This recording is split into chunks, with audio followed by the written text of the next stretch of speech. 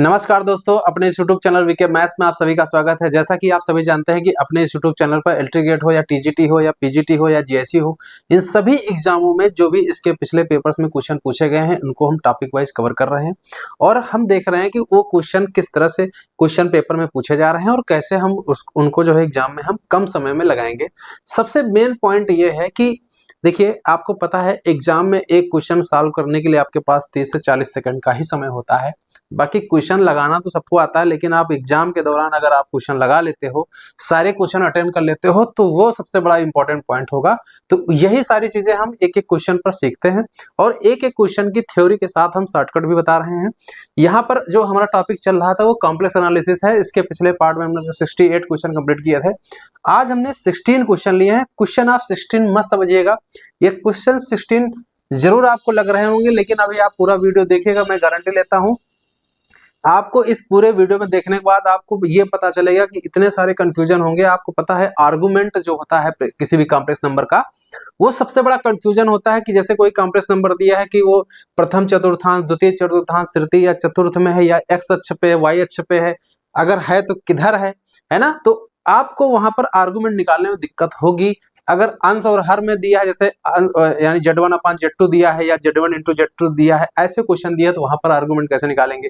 किसी complex number का polar form क्या होता है वो हम सीखेंगे, सारी चीजें, है ना। किसी कॉम्प्लेक्स नंबर का रिप्रेजेंटेशन कैसे हम जो है उसका ग्राफिक रिप्रेजेंटेशन कैसे करते हैं, सारी चीजें हम इस वीडियो में देखेंगे। तो क्वेश्चन 16 इसीलिए रखे हैं क्योंकि इसमें थ्योरी कुछ ज्यादा ही है, तो हर एक चीज हम यहाँ पर सीखेंगे। ठीक है, आपको डाउट जितने भी होंगे हम एक एक क्वेश्चन पर एक क्वेश्चन हम एक्स्ट्रा बना करके देंगे। तो हो सकता है 16 की जगह पर आपके 30-40 क्वेश्चन बन जाए, लेकिन आपको वीडियो अंत तक देखना है। ठीक है, आपसे एक रिक्वेस्ट ये है कि वीडियो आप देखिए तो वीडियो को लाइक जरूर कर दीजिए। कम से कम ये है, आपसे रिक्वेस्ट इतनी है, इतनी मेहनत हो रही है, तो कम से कम आप वीडियो को लाइक कर दीजिए ताकि वीडियो को ज्यादा से ज्यादा रीच मिल सके और ज्यादा से ज्यादा लोगों तक ये वीडियो पहुंच सके। बस आपसे इतनी रिक्वेस्ट है। ठीक है, एक जैसे हमने आप सामने क्वेश्चन दे रखा हुआ है, देखिए समस्याएं जो हैं वो आएंगी, वो हमें पता है कैसी समस्याएं, क्योंकि हम इतने दिन से पढ़ा रहे हैं और हम जानते हैं जब हमको दिक्कत होती है तो हमको ये लगता है कि आपको वो सारी समस्याएं उससे ज्यादा होती होंगी, है ना। तो लेकिन उन पर हम एक एक चर्चा करेंगे। जैसे आपके सामने लिखा है amplitude of the complex number, लिखा है -√3 आयोटा -1 का निकालना है। ठीक है, यानी कि इसका हमें कोणांक निकालना है, जिसको हम अंग्रेजी में एम्पलीट्यूड बोलते हैं। तो क्वेश्चन में क्या अप्रोच लगाएंगे, इस क्वेश्चन को देखते ही क्वेश्चन को हम कैसे हल करेंगे। कभी कभी आपका प्रिंसिपल आर्गुमेंट के अंदर लाई करेगा, कभी नहीं लाई करेगा, है ना। तो वहां पर कंफ्यूजन हो जाता है। तो सारी डाउट हम यहाँ पर इस वीडियो में क्लियर करेंगे, एक एक करके क्लियर करेंगे। चलिए शुरू करते हैं। सबसे पहले हमारा टॉपिक शुरू होता है रिप्रेजेंटेशन ऑफ कॉम्प्लेक्स नंबर। आपको पता होना चाहिए किसी कॉम्प्लेक्स नंबर का रिप्रेजेंटेशन की हमारे पास विधियां, जो मुख्य विधियां हैं उनको लिखा है हमने। यहाँ पर ज्योमेट्रिकल फॉर्म एक होता है, एक ट्रिग्नोमेट्रिक फॉर्म होता है, जिसको दूसरा फॉर्म एक पोलर फॉर्म भी बोलते हैं, एक होता है ये यूलेरियन फॉर्म होता है। इसका देखिए आप ज्योमेट्रिकल फॉर्म में आपने पढ़ा होगा कि कोई भी कॉम्प्लेक्स नंबर जैसे x प्लस आयोटा y दिया है तो x कामा y को कैसे हम आर्गन प्लेन पे रिप्रेजेंट करते हैं।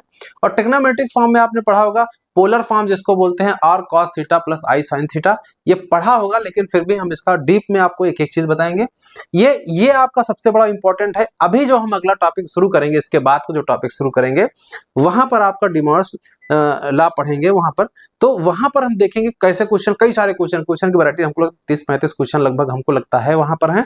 तो उनको हम इसी कॉन्सेप्ट का इस्तेमाल करते हुए करेंगे और वहां पर शॉर्ट ट्रिक लगाएंगे। इस वीडियो को हमारा बनाने का मेन उद्देश्य यही है कि उस टॉपिक को एक्सप्लेन करने से पहले हम बताना चाहते थे कि ये सारी चीजें कैसे हम समझेंगे, क्योंकि चीजें वहां पर इस टॉपिक से संबंधित चीजें आ रही थी, इसलिए पहले हमने इसको क्लियर किया है। चलिए एक एक चीज देखते हैं। ज्योमेट्रिकल फॉर्म देखते हैं इसका क्या होता है।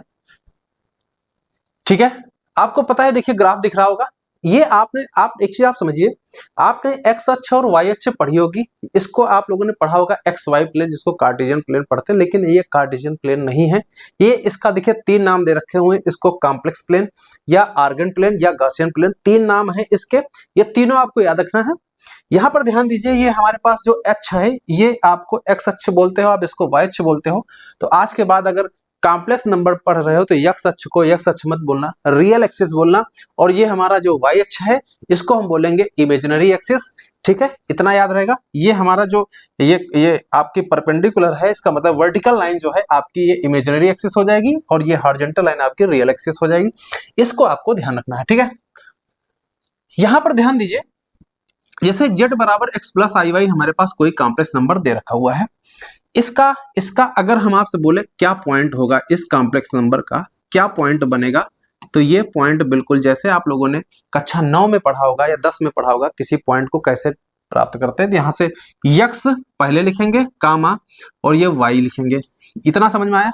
ये आपका x जो है ये आपका क्या है, ये आपका रियल पार्ट है, रियल पार्ट है, और ये जो y है ये आपका इमेजिनरी पार्ट है। यहां तक आपको समझ में आया। ये आपने पढ़ा रखा होगा। अगर आपको देखिए सारी चीजें आती हैं तो आप वीडियो को स्किप करके आप सीधे क्वेश्चन आप बढ़ा करके आप क्वेश्चन सीधे आ सकते हो, वहां पर क्वेश्चन आप डायरेक्ट दे सकते हो। जिनको आपको सीखना, अगर थ्योरी बेस से सीखना है, जान लीजिए ये थ्योरी बहुत ज्यादा इंपॉर्टेंट है। अभी क्वेश्चन को आप दिखाएंगे, जब तक आप थ्योरी नहीं क्लियर करोगे आप आर्गुमेंट आप नहीं समझ पाओगे, वहां बहुत कंफ्यूजन होता है। अभी हम क्वेश्चन कराएंगे तो समझ में आएगी चीजें। ठीक है, ये आपका ओरिजिन है, आपको पता है यहाँ पर ओरिजिन है x कामा y। ये पॉइंट आप देख रहे हो, यहाँ पर हमने प्रथम चतुर्थांश में यानी फर्स्ट क्वाड्रेंट में हमने यहाँ पॉइंट प्लॉट कर रखा हो। ये आया कैसे, ओरिजिन से पहले ये x गया है, ये यहाँ से यहाँ तक x गया है, इसके बाद यहाँ से ये आपका y चला है यहाँ से यहाँ तक। क्लियर है, यहाँ से यहाँ तक पहले ये x गया है और फिर ये y गया है, तो इसके हिसाब से px कामा y पॉइंट आपका बना। ठीक है, तो यानी कि ये जो p कामा x कामा y पॉइंट है ये किसके रिस्पेक्ट में है, इस कॉम्प्लेक्स नंबर z के रिस्पेक्ट में ये पॉइंट जो px कामा y लिखा है ये आपका z बराबर x प्लस आई वाई है। ये इसका रिप्रेजेंटेशन है इस कॉम्प्लेक्स नंबर का, कहां पर, आर्गन प्लेन पर। इसको आर्गन प्लेन बोलते हैं या कॉम्प्लेक्स प्लेन बोल सकते हो या गॉसियन प्लेन बोल सकते हो। ठीक है, नाम तीनों है, तीनों आपको याद होना चाहिए।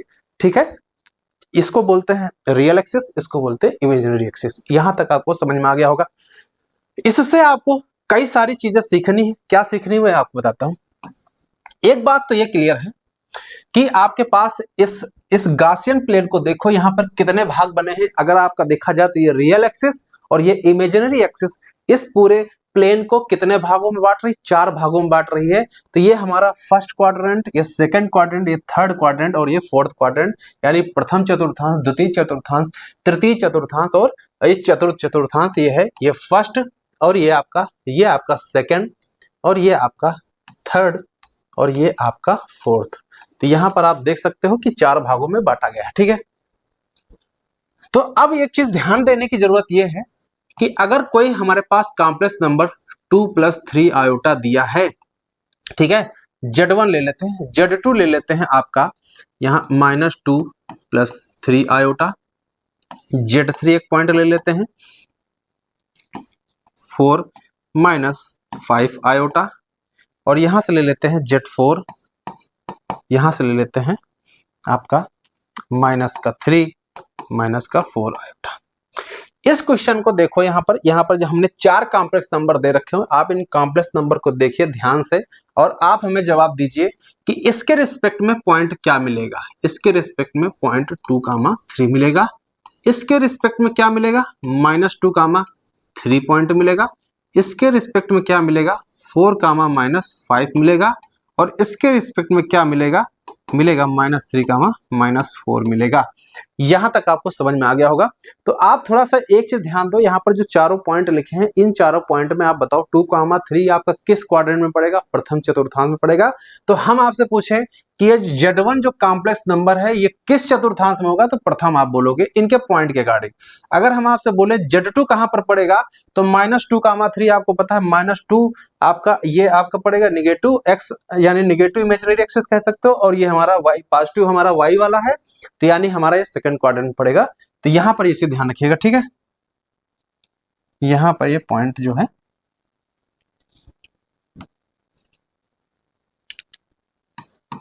तो ये हमारा आ गया है फर्स्ट क्वाड्रेंट में, ये हमारा पॉइंट हमने क्या बताया आपको, ये आपका सेकंड में पड़ेगा, और ये हमारा जो 4, -5 इसको ध्यान से देखो, ये हमारा आपका प्लस का माइनस का पड़ेगा, ये आपका चतुर्थांश में पड़ेगा।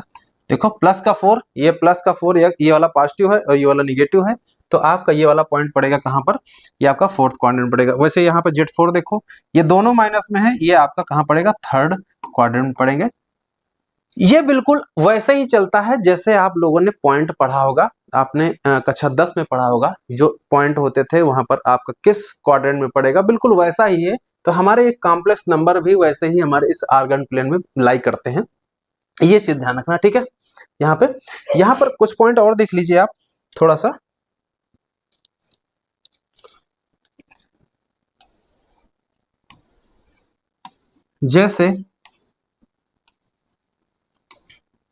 जैसे आपसे कहें z बराबर लिखा है 4 माइनस का 3 आयोटा, अब इसके रिस्पेक्ट में जो पॉइंट मिलेगा वो मिलेगा 4 कामा माइनस 3 मिलेगा।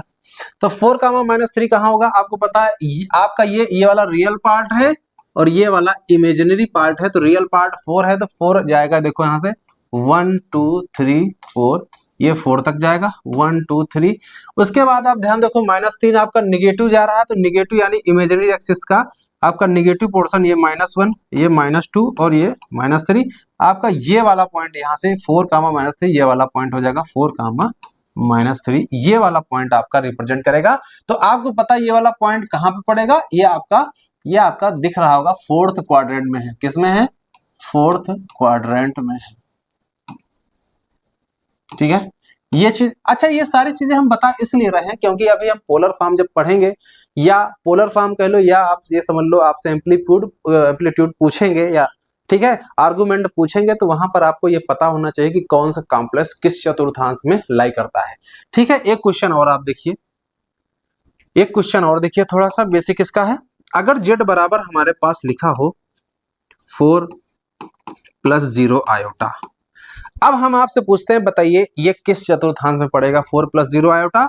तो 4 + 0 आयोटा के हिसाब से आप पहले आप एक बात बताओ, ये पॉइंट क्या देगा, ये पॉइंट देगा 4 कामा 0 देगा। अब बताओ 4 कामा 0 किस चतुर्थांश में, पहले में, दूसरे में, तीसरे में।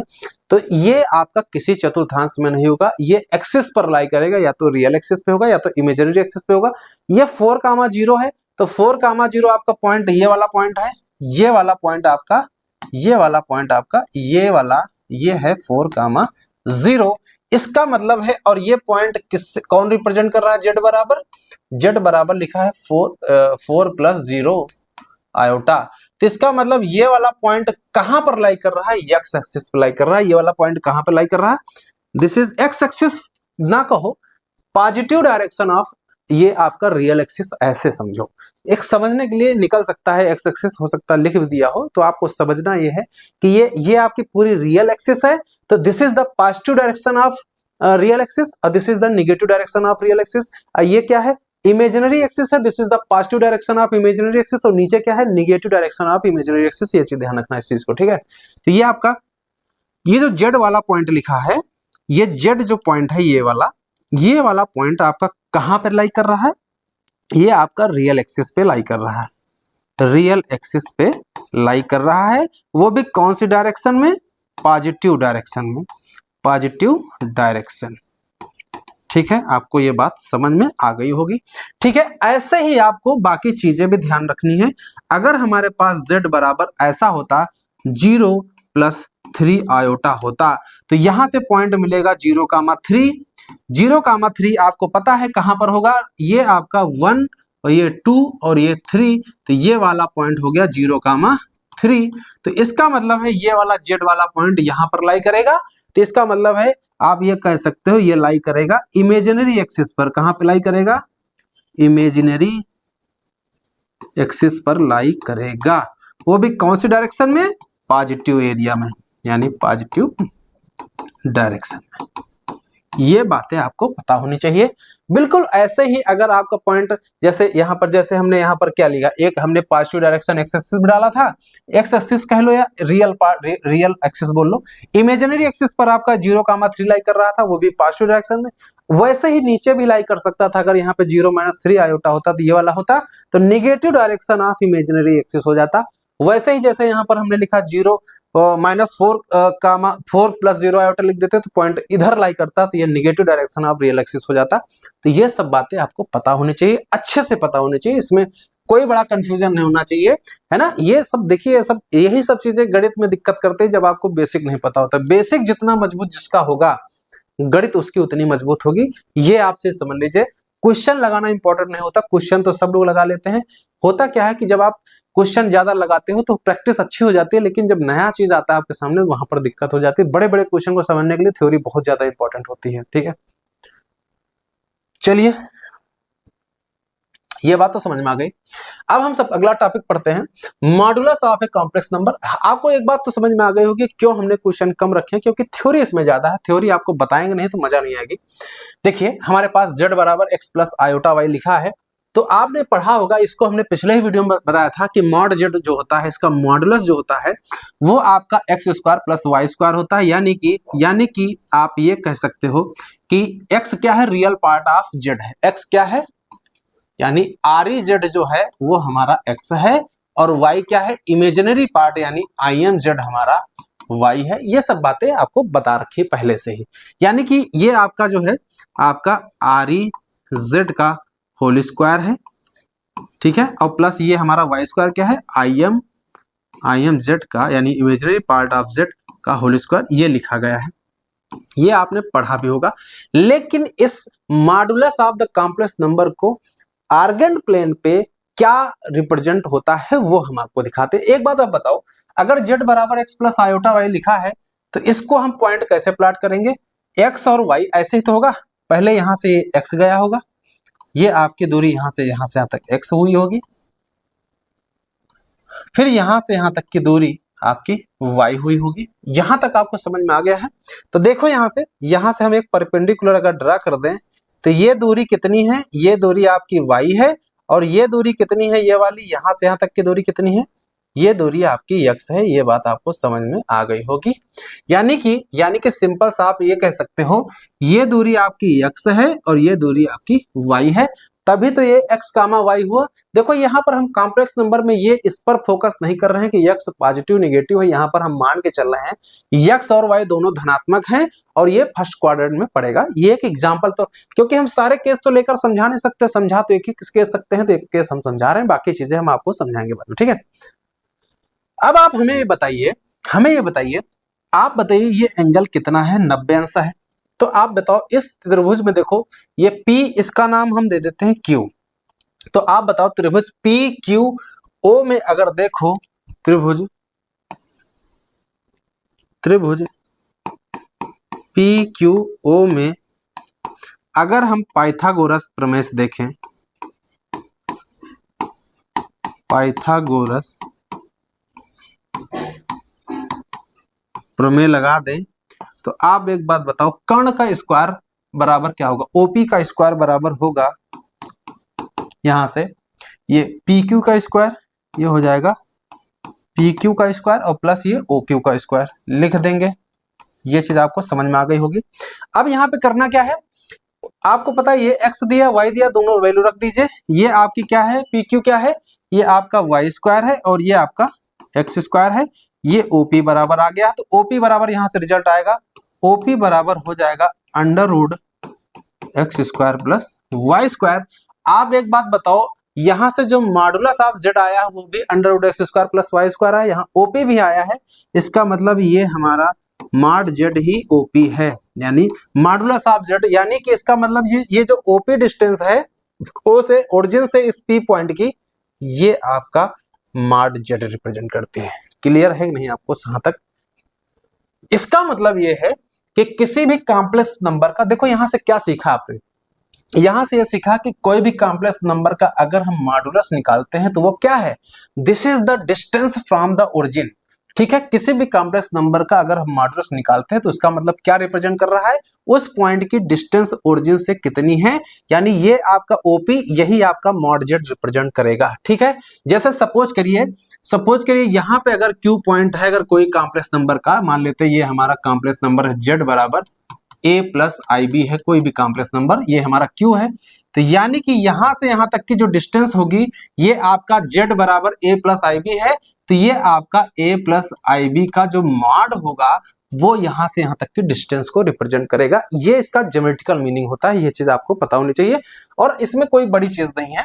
ठीक है, अगर आप देखना चाहते हो तो बहुत सारे क्वेश्चन भी आप दिखा सकते हैं, जैसे z बराबर आपका लिखा है -4 और +3 आयोटा। सपोज करिए ये हमारे पास z एक कॉम्प्लेक्स नंबर दे रखा हुआ है। ठीक है, अब यहां से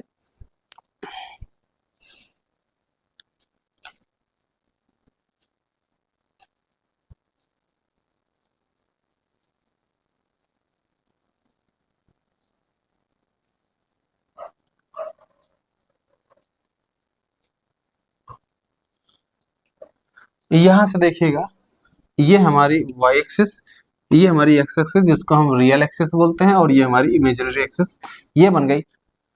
इसके करस्पॉन्डिंग पॉइंट क्या मिलेगा, -4, 3 मिलेगा, ये आपको पता है। तो -4, 3 कहाँ होगा, आपको पता है, ये -1, -2, ये -3 और ये -4, और ये 3 कहाँ मिलेगा, ऊपर मिलेगा, 1, 2 और ये 3।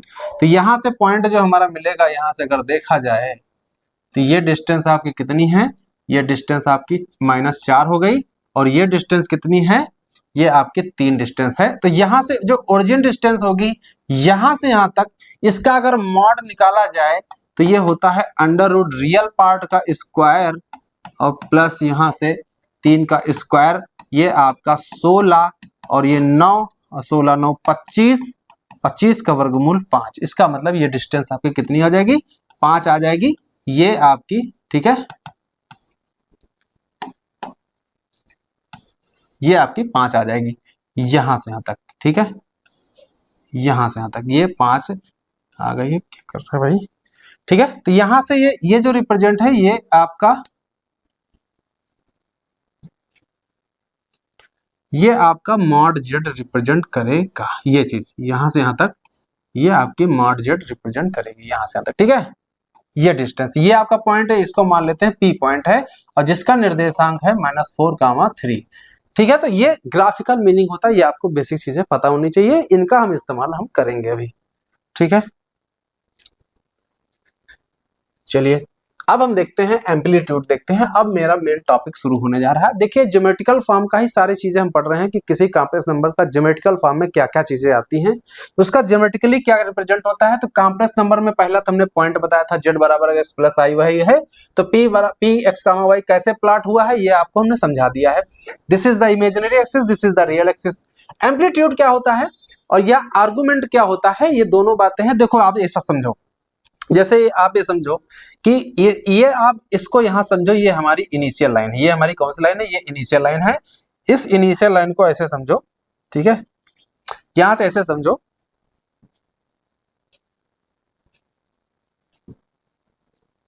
यहां से ऐसे समझो कि ये वाला जो पॉइंट है, इसका रोटेशन हुआ, ऐसे रोटेट हुआ, ऐसे रोटेट होकर के यहां पहुंचा है। पहले पॉइंट यहां रहा होगा, इसका ये इनिशियल पोजीशन है, ये घूम करके घूमते घूमते आपका ये पी पॉइंट यहां चला गया है। इसको अगर ग्राफ से देखो तो ऐसे समझ सकते हो, इसको ऐसे समझ सकते हो कि ये वाला रोटेशन ऐसे कुछ हुआ, पहले यहां रहा होगा, ये घूम करके ये ऐसे ऐसे चला गया ऐसे। ठीक है, तो यानी ये कितना रोटेशन हुआ है, इसका ये एंगल मान लेते हैं, सपोज करते हैं थीटा। तो यही वाला थीटा आपका ये क्या कहलाता है, आर्गुमेंट कहलाता है। ठीक है, तो इसको हम निकालते कैसे हैं, तो इसका निकालने का भी एक तरीका होता है, वो हम सिखाते हैं। तो इसका तरीका ये होता है कि इस पर एक आपको क्या करना है, जहां पर पॉइंट होगा, इसको पॉइंट एक्स एक्सिस पे, इस पे आप परपेंडिकुलर ड्रा कर दो। आपको पता है ये आपका y है और ये आपका x है, इसको हम q ले लेते हैं। तो यहाँ पर करना क्या है, यहाँ पे करना कुछ नहीं। देखो, ये अधूरा है, जब तक आप चीजें आप पूरी नहीं समझ लोगे तब तक ये चीज आपका कंफ्यूजन बने रहेगा। ये इतनी सफिशिएंट चीजें नहीं आर्गुमेंट के लिए, सिर्फ मैं एक एग्जांपल तौर पे समझा रहा हूं कि अगर देखा जाए त्रिभुज में, त्रिभुज OPQ में, त्रिभुज OPQ में अगर हम tan थीटा देखें तो लंब बटे आधार होता है, यानी y, यानी लंब हमारा PQ है और आधार हमारा OQ है। तो यहां से हमारा आ जाएगा y/x आ जाएगा। तो यहां से जो tan थीटा आया है, ये थीटा बराबर इधर हो जाएगा tan इनवर्स ये y/x, यही हमारा आर्गुमेंट होता है। इस आर्गुमेंट को हम थोड़ा सा और डीप में समझेंगे, ये हम आपको बताएं, इतना पढ़ लेना आर्गुमेंट को जानना नहीं है, ये मैं फिर से बता रहा हूं। आर्गुमेंट को समझना बहुत इंपॉर्टेंट है, बस इसको आप समझ देखिए। अभी आपको सारे केस समझने हैं कि इसका प्रिंसिपल आर्गुमेंट क्या होता है, इसका जनरल आर्गुमेंट कैसे निकालते हैं, सारी चीजें हम इसमें देखेंगे, ठीक है। एक चीज और समझिए, जैसे यही वाला पॉइंट, सबसे बड़ा कंफ्यूजन ये होगा कि ये वाला पॉइंट यहां पर अगर होता, सपोज करिए यहां पर पॉइंट होता, चलिए इसको हम अगले पेज पे देखते हैं। अगर ये ऐसे ऐसा होता, अगर ये वाला पॉइंट अगर P यहां पर होता तो इसको हम ओरिजिन से मिलाते, ये हमारा इस समय x, y होता, इस समय अगर यहां होता तो इस समय हमारा आर्गुमेंट ये वाला एंगल थीटा होता। समझने की जरूरत है, समझने की जरूरत है। यहां पर अगर ये पॉइंट अगर और यहां और नीचे होता तो थीटा हमारा बढ़ता चला जाता, और नीचे होता, मान लीजिए सपोज करिए ऐसा ना होता, ऐसा होता, यहां पे P पॉइंट होता, यहां पे P पॉइंट होता, तो यहां से P पॉइंट होता तो आपका ये वाला एंगल होता, या तो इधर से होता। देखो दो तरीके से होता है, एक आपका एंटी क्लॉकवाइज और एक क्लॉकवाइज रोटेशन, दो चलते हैं। तो यानी एंटी क्लॉकवाइज में हमेशा एंगल निगेटिव, क्लॉकवाइज में आपका निगेटिव एंगल होगा और एंटी क्लॉकवाइज में आपका पॉजिटिव एंगल होगा, ये चीज ध्यान रखना है। लेकिन मेन पॉइंट ये है कि एक रेंज दी गई है थीटा की, जिसकी आपकी प्रिंसिपल आर्गुमेंट में आती है। वो सारी चीजें हम अभी धीरे धीरे एक एक चीज सीखेंगे, ठीक है। अभी आप खाली बेसिक चीज समझिए, बेसिक चीज समझ गए उसके बाद कोई दिक्कत नहीं आएगी। सबसे पहले देखते हैं प्रिंसिपल आर्गुमेंट क्या होता है। एक तो आप ये समझ लो, प्रिंसिपल आर्गुमेंट की जो रेंज होती है माइनस थीटा से बड़ी और थीटा या थीटा के बराबर होती है, पाई या पाई के बराबर होती है। ये चीज आपको समझनी कैसे है, समझनी कैसे है, देखो एक चीज आप समझ लो, इसको ऐसे ब्रेक करो, माइनस पाई से, देखो इसके बीच में जीरो आता है, इसके बीच में क्या आता है, जीरो, जीरो आता है, तो ये माइनस पाई से जीरो और जीरो से पाई, ऐसे समझो भाई। माइनस पाई से पाई के बीच में क्या आता है, जीरो आएगा कि नहीं आएगा, जाहिर सी बात आएगा। तो जीरो से पाई को समझो और माइनस पाई से जीरो को समझो, तो समझ लो, इसको समझ में आपको आ जाएगा। देखो एक चीज ऐसा समझो, जैसे आपका आपका मान लीजिए सपोज करिए यहाँ पे कोई हमारा जेड है, P पॉइंट, यहाँ कोई कॉम्प्लेक्स नंबर है, तो हमारा थीटा इस समय ये होगा। तो आप बताओ ये थीटा आपका शुरू कहाँ से हो रहा है, शुरू आपका जीरो से हो रहा है, शुरुआत कहाँ से हो रही है। जैसे मान लो सपोज करिए P पॉइंट आपका यहाँ होता, तो ये लाइन आपकी कितना एंगल बना रही होती है एक्स अक्ष से, तो थीटा इस केस में होता 0 डिग्री। कितना होता, 0 डिग्री होता। इतना समझ में आया। अगर यही P पॉइंट, देखो हम सारी चीजें दिखा रहे हैं, एक एक चीज दिखा रहे हैं, नहीं समझ में नहीं आएगा, कंफ्यूजन बना रहेगा। यहाँ पे अगर P पॉइंट होगा तो इस केस में थीटा इतना होगा हमारा, ठीक है। थीटा अगर मान लीजिए सपोज करिए, एक एग्जाम्पल तौर पे आप देख सकते हो, ये आपका 45 डिग्री, एक प्रकार से कितना डिग्री, 45 डिग्री, तो ये होता। यही P पॉइंट बढ़ते बढ़ते बढ़ते y अक्ष पे आ जाता, कहां पे आ जाता, y अक्ष पे आ जाता, यानी कि ये वाला P पॉइंट, यानी थीटा वैल्यू आपकी 45 से कहां चली गई, थीटा बराबर चली गई 90 डिग्री पर। यानी अगर P पॉइंट यहां पर होता तो बताओ ये डिग्री, ये वाली रेखा x अक्ष से कितना कोण बनाती, 90 अंश का कोण बनाती। ये बात आपको समझ में आ गई। इसके बाद थीटा 90 भी हो गया। अब आपको समझ में आ रहा होगा कि अगर ये P पॉइंट यहां कहीं होता, यहां कहीं होता, तो इस बार एंगल आपका ये वाला एंगल बन रहा होता। तो ये वाला थीटा आपको दिख रहा होगा 90 से ज्यादा, 90 से, देखो 90 यहाँ पे था, बढ़ गया 90 से, और सोचो ये वाला P पॉइंट और बढ़ करके यहाँ आ जाता, यहाँ आ जाता, ऐसे समझो, यहाँ P पॉइंट आ जाता, P पॉइंट, तो यहाँ वाला पॉइंट इस बार आप देखो और आपका बढ़ गया है 90 से, मतलब जो पहले एंगल था जितना बनना तो उससे और आगे हो गया। आप सोचो ये वाला P पॉइंट अगर इसी रेखा पर आ जाए, इस वाली रेखा पर, यहाँ पे आ जाए, इस वाली पर ऐसे आ जाए, तो एंगल बताओ ये कितना बनना है, यहाँ से यहाँ तक, यहाँ से यहाँ तक कितना बनना है, इसको बोलते हैं पाई एंगल। कितना बोलते हैं, पाई। तो शुरुआत हमने कहाँ से किया था, जीरो से शुरू किया था, थीटा बराबर जीरो से शुरू किया था, और थीटा बराबर हम लोग पहुंच गए पाई से। इसका मतलब जीरो से पाई वैल्यू कंसीडर की जा रही है यहाँ से, ये बात आपको समझनी चाहिए, ठीक है, ठीक है। और एक पॉइंट और है, और पॉइंट एक और है, क्या पॉइंट है, अगर ये पॉइंट आपका ये ऐसे यहाँ पे आ गया, जैसे ही तीसरे चतुर्थांश में आ गया P पॉइंट कॉम्प्लेक्स नंबर का, तो एंगल फिर हम ये वाला नहीं लेंगे, एंगल हम ये वाला एंगल यूज करेंगे, यानी कि क्लॉकवाइज डायरेक्शन में हम निगेटिव एंगल यूज करना शुरू कर देंगे, ठीक है। बात समझ में, प्रिंसिपल आर्गुमेंट के लिए, क्योंकि आपको क्या करना है, देखो जीरो से पाई तो ये हो गया, यहां से यहां तक आपका चल रहा है जीरो से पाई, क्या चल रहा है, जीरो से पाई चल रहा है।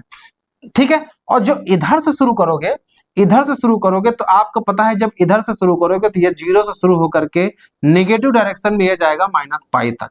ये 0 से शुरू होगा थीटा बराबर, और इधर से घूमते हुए यहाँ से पूरा एंगल आपका दिख रहा होगा, ये आपका यहाँ से जाएगा -पाई। तो देखो यहाँ पर एक सबसे बड़ा कंफ्यूजन ये है कि यहाँ पर -पाई पर ओपन क्यों लगा है, -पाई क्यों नहीं लिया गया है। आप एक बात सोचना जरा, ये सब बहुत ही बेसिक चीजें हैं, यही चल करके आपको दिक्कत करती हैं जब आप बेसिक चीज नहीं पकड़ते हो। जैसे हम आपसे क्वेश्चन एक पूछें कि अगर हम एक्स अक्ष की निगेटिव डायरेक्शन में कोई पॉइंट है, यहाँ पर P पॉइंट यहाँ पर है, तो अब एक क्वेश्चन ये है कि हम एंगल का मेजर इधर से करें कि इधर से करें। क्लियर है कि नहीं क्लियर है? आप सोचो अगर इधर से करते हो, अगर आप इधर से करते हो, इधर से करते हो तो एंगल आपका कितना हो जाएगा, पाई हो जाएगा। और अगर इधर से करते हो तो -पाई होगा, इधर से करते हो तो पाई होगा, और इधर से करते हो तो -पाई होगा। तो लेना कौन सा है, पाई वाला लेना है, लेकिन -पाई नहीं लेना। भाई आप सिंपल से सोचो ना कि इस पॉइंट पे अगर आप पाई भी ले लोगे और -पाई ले लोगे तो दोनों में कंफ्यूजन बना रहेगा कि पाई लेना है कि -पाई लेना है।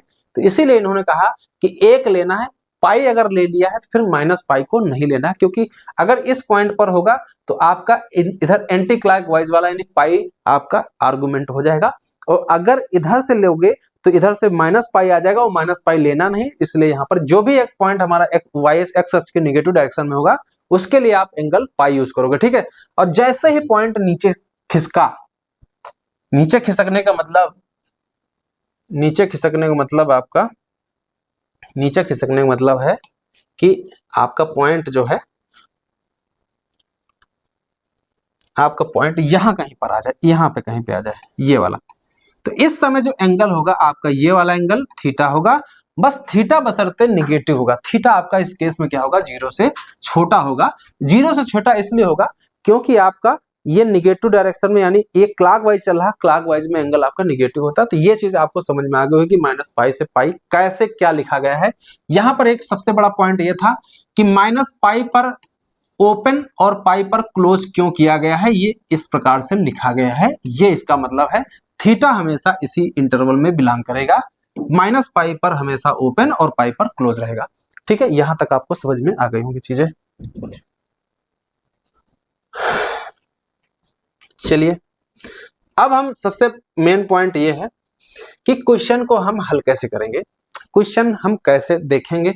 सबसे पहला केस ये है कि अगर आपका पॉइंट एक्स अक्ष पर है, या सॉरी एक्स अक्ष पर नहीं, फर्स्ट क्वाड्रेंट में कह लो, प्रथम चतुर्थांश में है, ये हमने केस लिख रखा हुआ है कि अगर हमारा केस फर्स्ट में अगर कोई भी कॉम्प्लेक्स नंबर प्रथम चतुर्थांश में है तो उस केस में आर्गुमेंट क्या होगा। तो आज के बाद हम आपको एक रूल सिखा रहे हैं, उस रूल को आपको याद रखना है, ठीक है। जेड बराबर हमारा लिखा, सबसे पहले आपको क्या करना है, tan अल्फा लिखना है। क्या लिखना है, tan अल्फा बराबर y बाई एक्स लिखना है। ये मॉड लगा देना है। स्टेप फर्स्ट ये आपको करना है, क्या करना है, ठीक है। स्टेप फर्स्ट ये है कि tan अल्फा बराबर मॉड y बाई एक्स निकाल लेना है। देखो हम आपको दिखाते हैं, जैसे मान लीजिए सपोज करिए ये हमारा P पॉइंट है, तो ये हमारा x है, ये हमारा y है, और ये हमारा थीटा है। कितना है, थीटा है। तो इस केस में जो थीटा है, यहां से जो अल्फा है निकलेगा, यहां से जो अल्फा आप फाइंड करोगे, यानी tan inverse y by x का मॉड जो निकालोगे, यहां से जो अल्फा निकलेगा, यहां से जो अल्फा निकलेगा, समझना इस चीज को, अल्फा आपका इस केस में 0 से बड़ा और 90 से छोटा होगा। रीजन ऐसा इसलिए है क्योंकि यहाँ पर आप ध्यान दो, ये थीटा आपको दिख रहा होगा, आप y और x जो है आप रेशियो देखो, यहाँ पर आपको ऐसा करना ही है कि ये वाला आपका एक्यूट एंगल बनना चाहिए, ये अल्फा जो है एक्यूट एंगल बनना चाहिए, ये वाला, तभी हमारा काम बनेगा। अभी हम आपको दिखाएंगे, अल्फा के बारे में भी समझाते हैं। तो इस केस में जो हमारा थीटा है, भाई आप देखो y और x दोनों पॉजिटिव है, तो tan थीटा बराबर y बाई एक्स, वही सेम चीज तो आएगी। यानी इस केस में जो थीटा है वही हमारा प्रिंसिपल आर्गुमेंट हमारा अल्फा के रूप में बन जाएगा, ठीक है। ये आपको याद रखना है। क्लियर है कि नहीं क्लियर है, एकदम आसान है। जब भी आपको क्वेश्चन आपको ऐसा दिख जाए पॉइंट आपका प्रथम चतुर्थांश में है तो आपका ये सूत्र लगा करके इस सूत्र को हम हर जगह लगाएंगे, एक जगह नहीं हर जगह लगाएंगे। इस सूत्र को कैसे करेंगे वो हम समझेंगे। तो थीटा बराबर अल्फा हमारा सीधे सीधे प्रिंसिपल आर्गुमेंट हो जाएगा जो कि हमारा इस इंटरवल लाई करेगा। क्वेश्चन देखो तब समझ में आएगा। Find the principal argument of z बराबर हम लिख देते हैं यहाँ पे, लिख देते हैं यहाँ पे 1 + √3 आयोटा। ये हमने एक पॉइंट z ले लिया कॉम्प्लेक्स नंबर। अब आप एक बात बताओ, इस कॉम्प्लेक्स नंबर से हमें पॉइंट क्या मिलेगा, 1, √3 मिलेगा। ये बात आपको समझा दी हमने, पहले ही शुरुआत में ही बताई थी कि इस कॉम्प्लेक्स नंबर का क्या फॉर्म होता है, वो हमारा पॉइंट 1, √3 रिप्रेजेंट करेगा।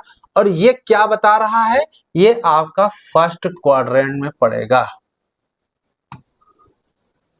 किस चतुर्थांश में पड़ेगा, प्रथम चतुर्थांश में पड़ेगा।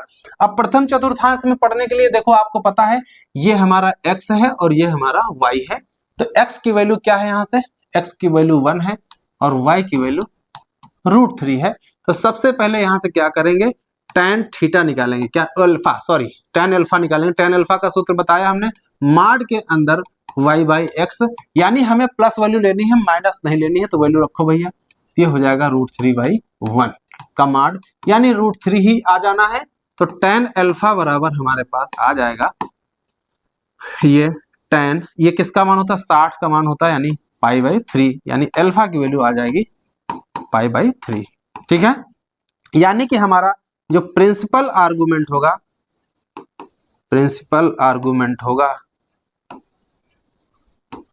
थीटा, वो बराबर हो जाएगा अल्फा के, और अल्फा की वैल्यू π/3 आएगी। सीधे आंसर ये हो जाएगा, इसमें कोई कंफ्यूजन नहीं क्रिएट करना। ठीक है, एकदम सिंपल है।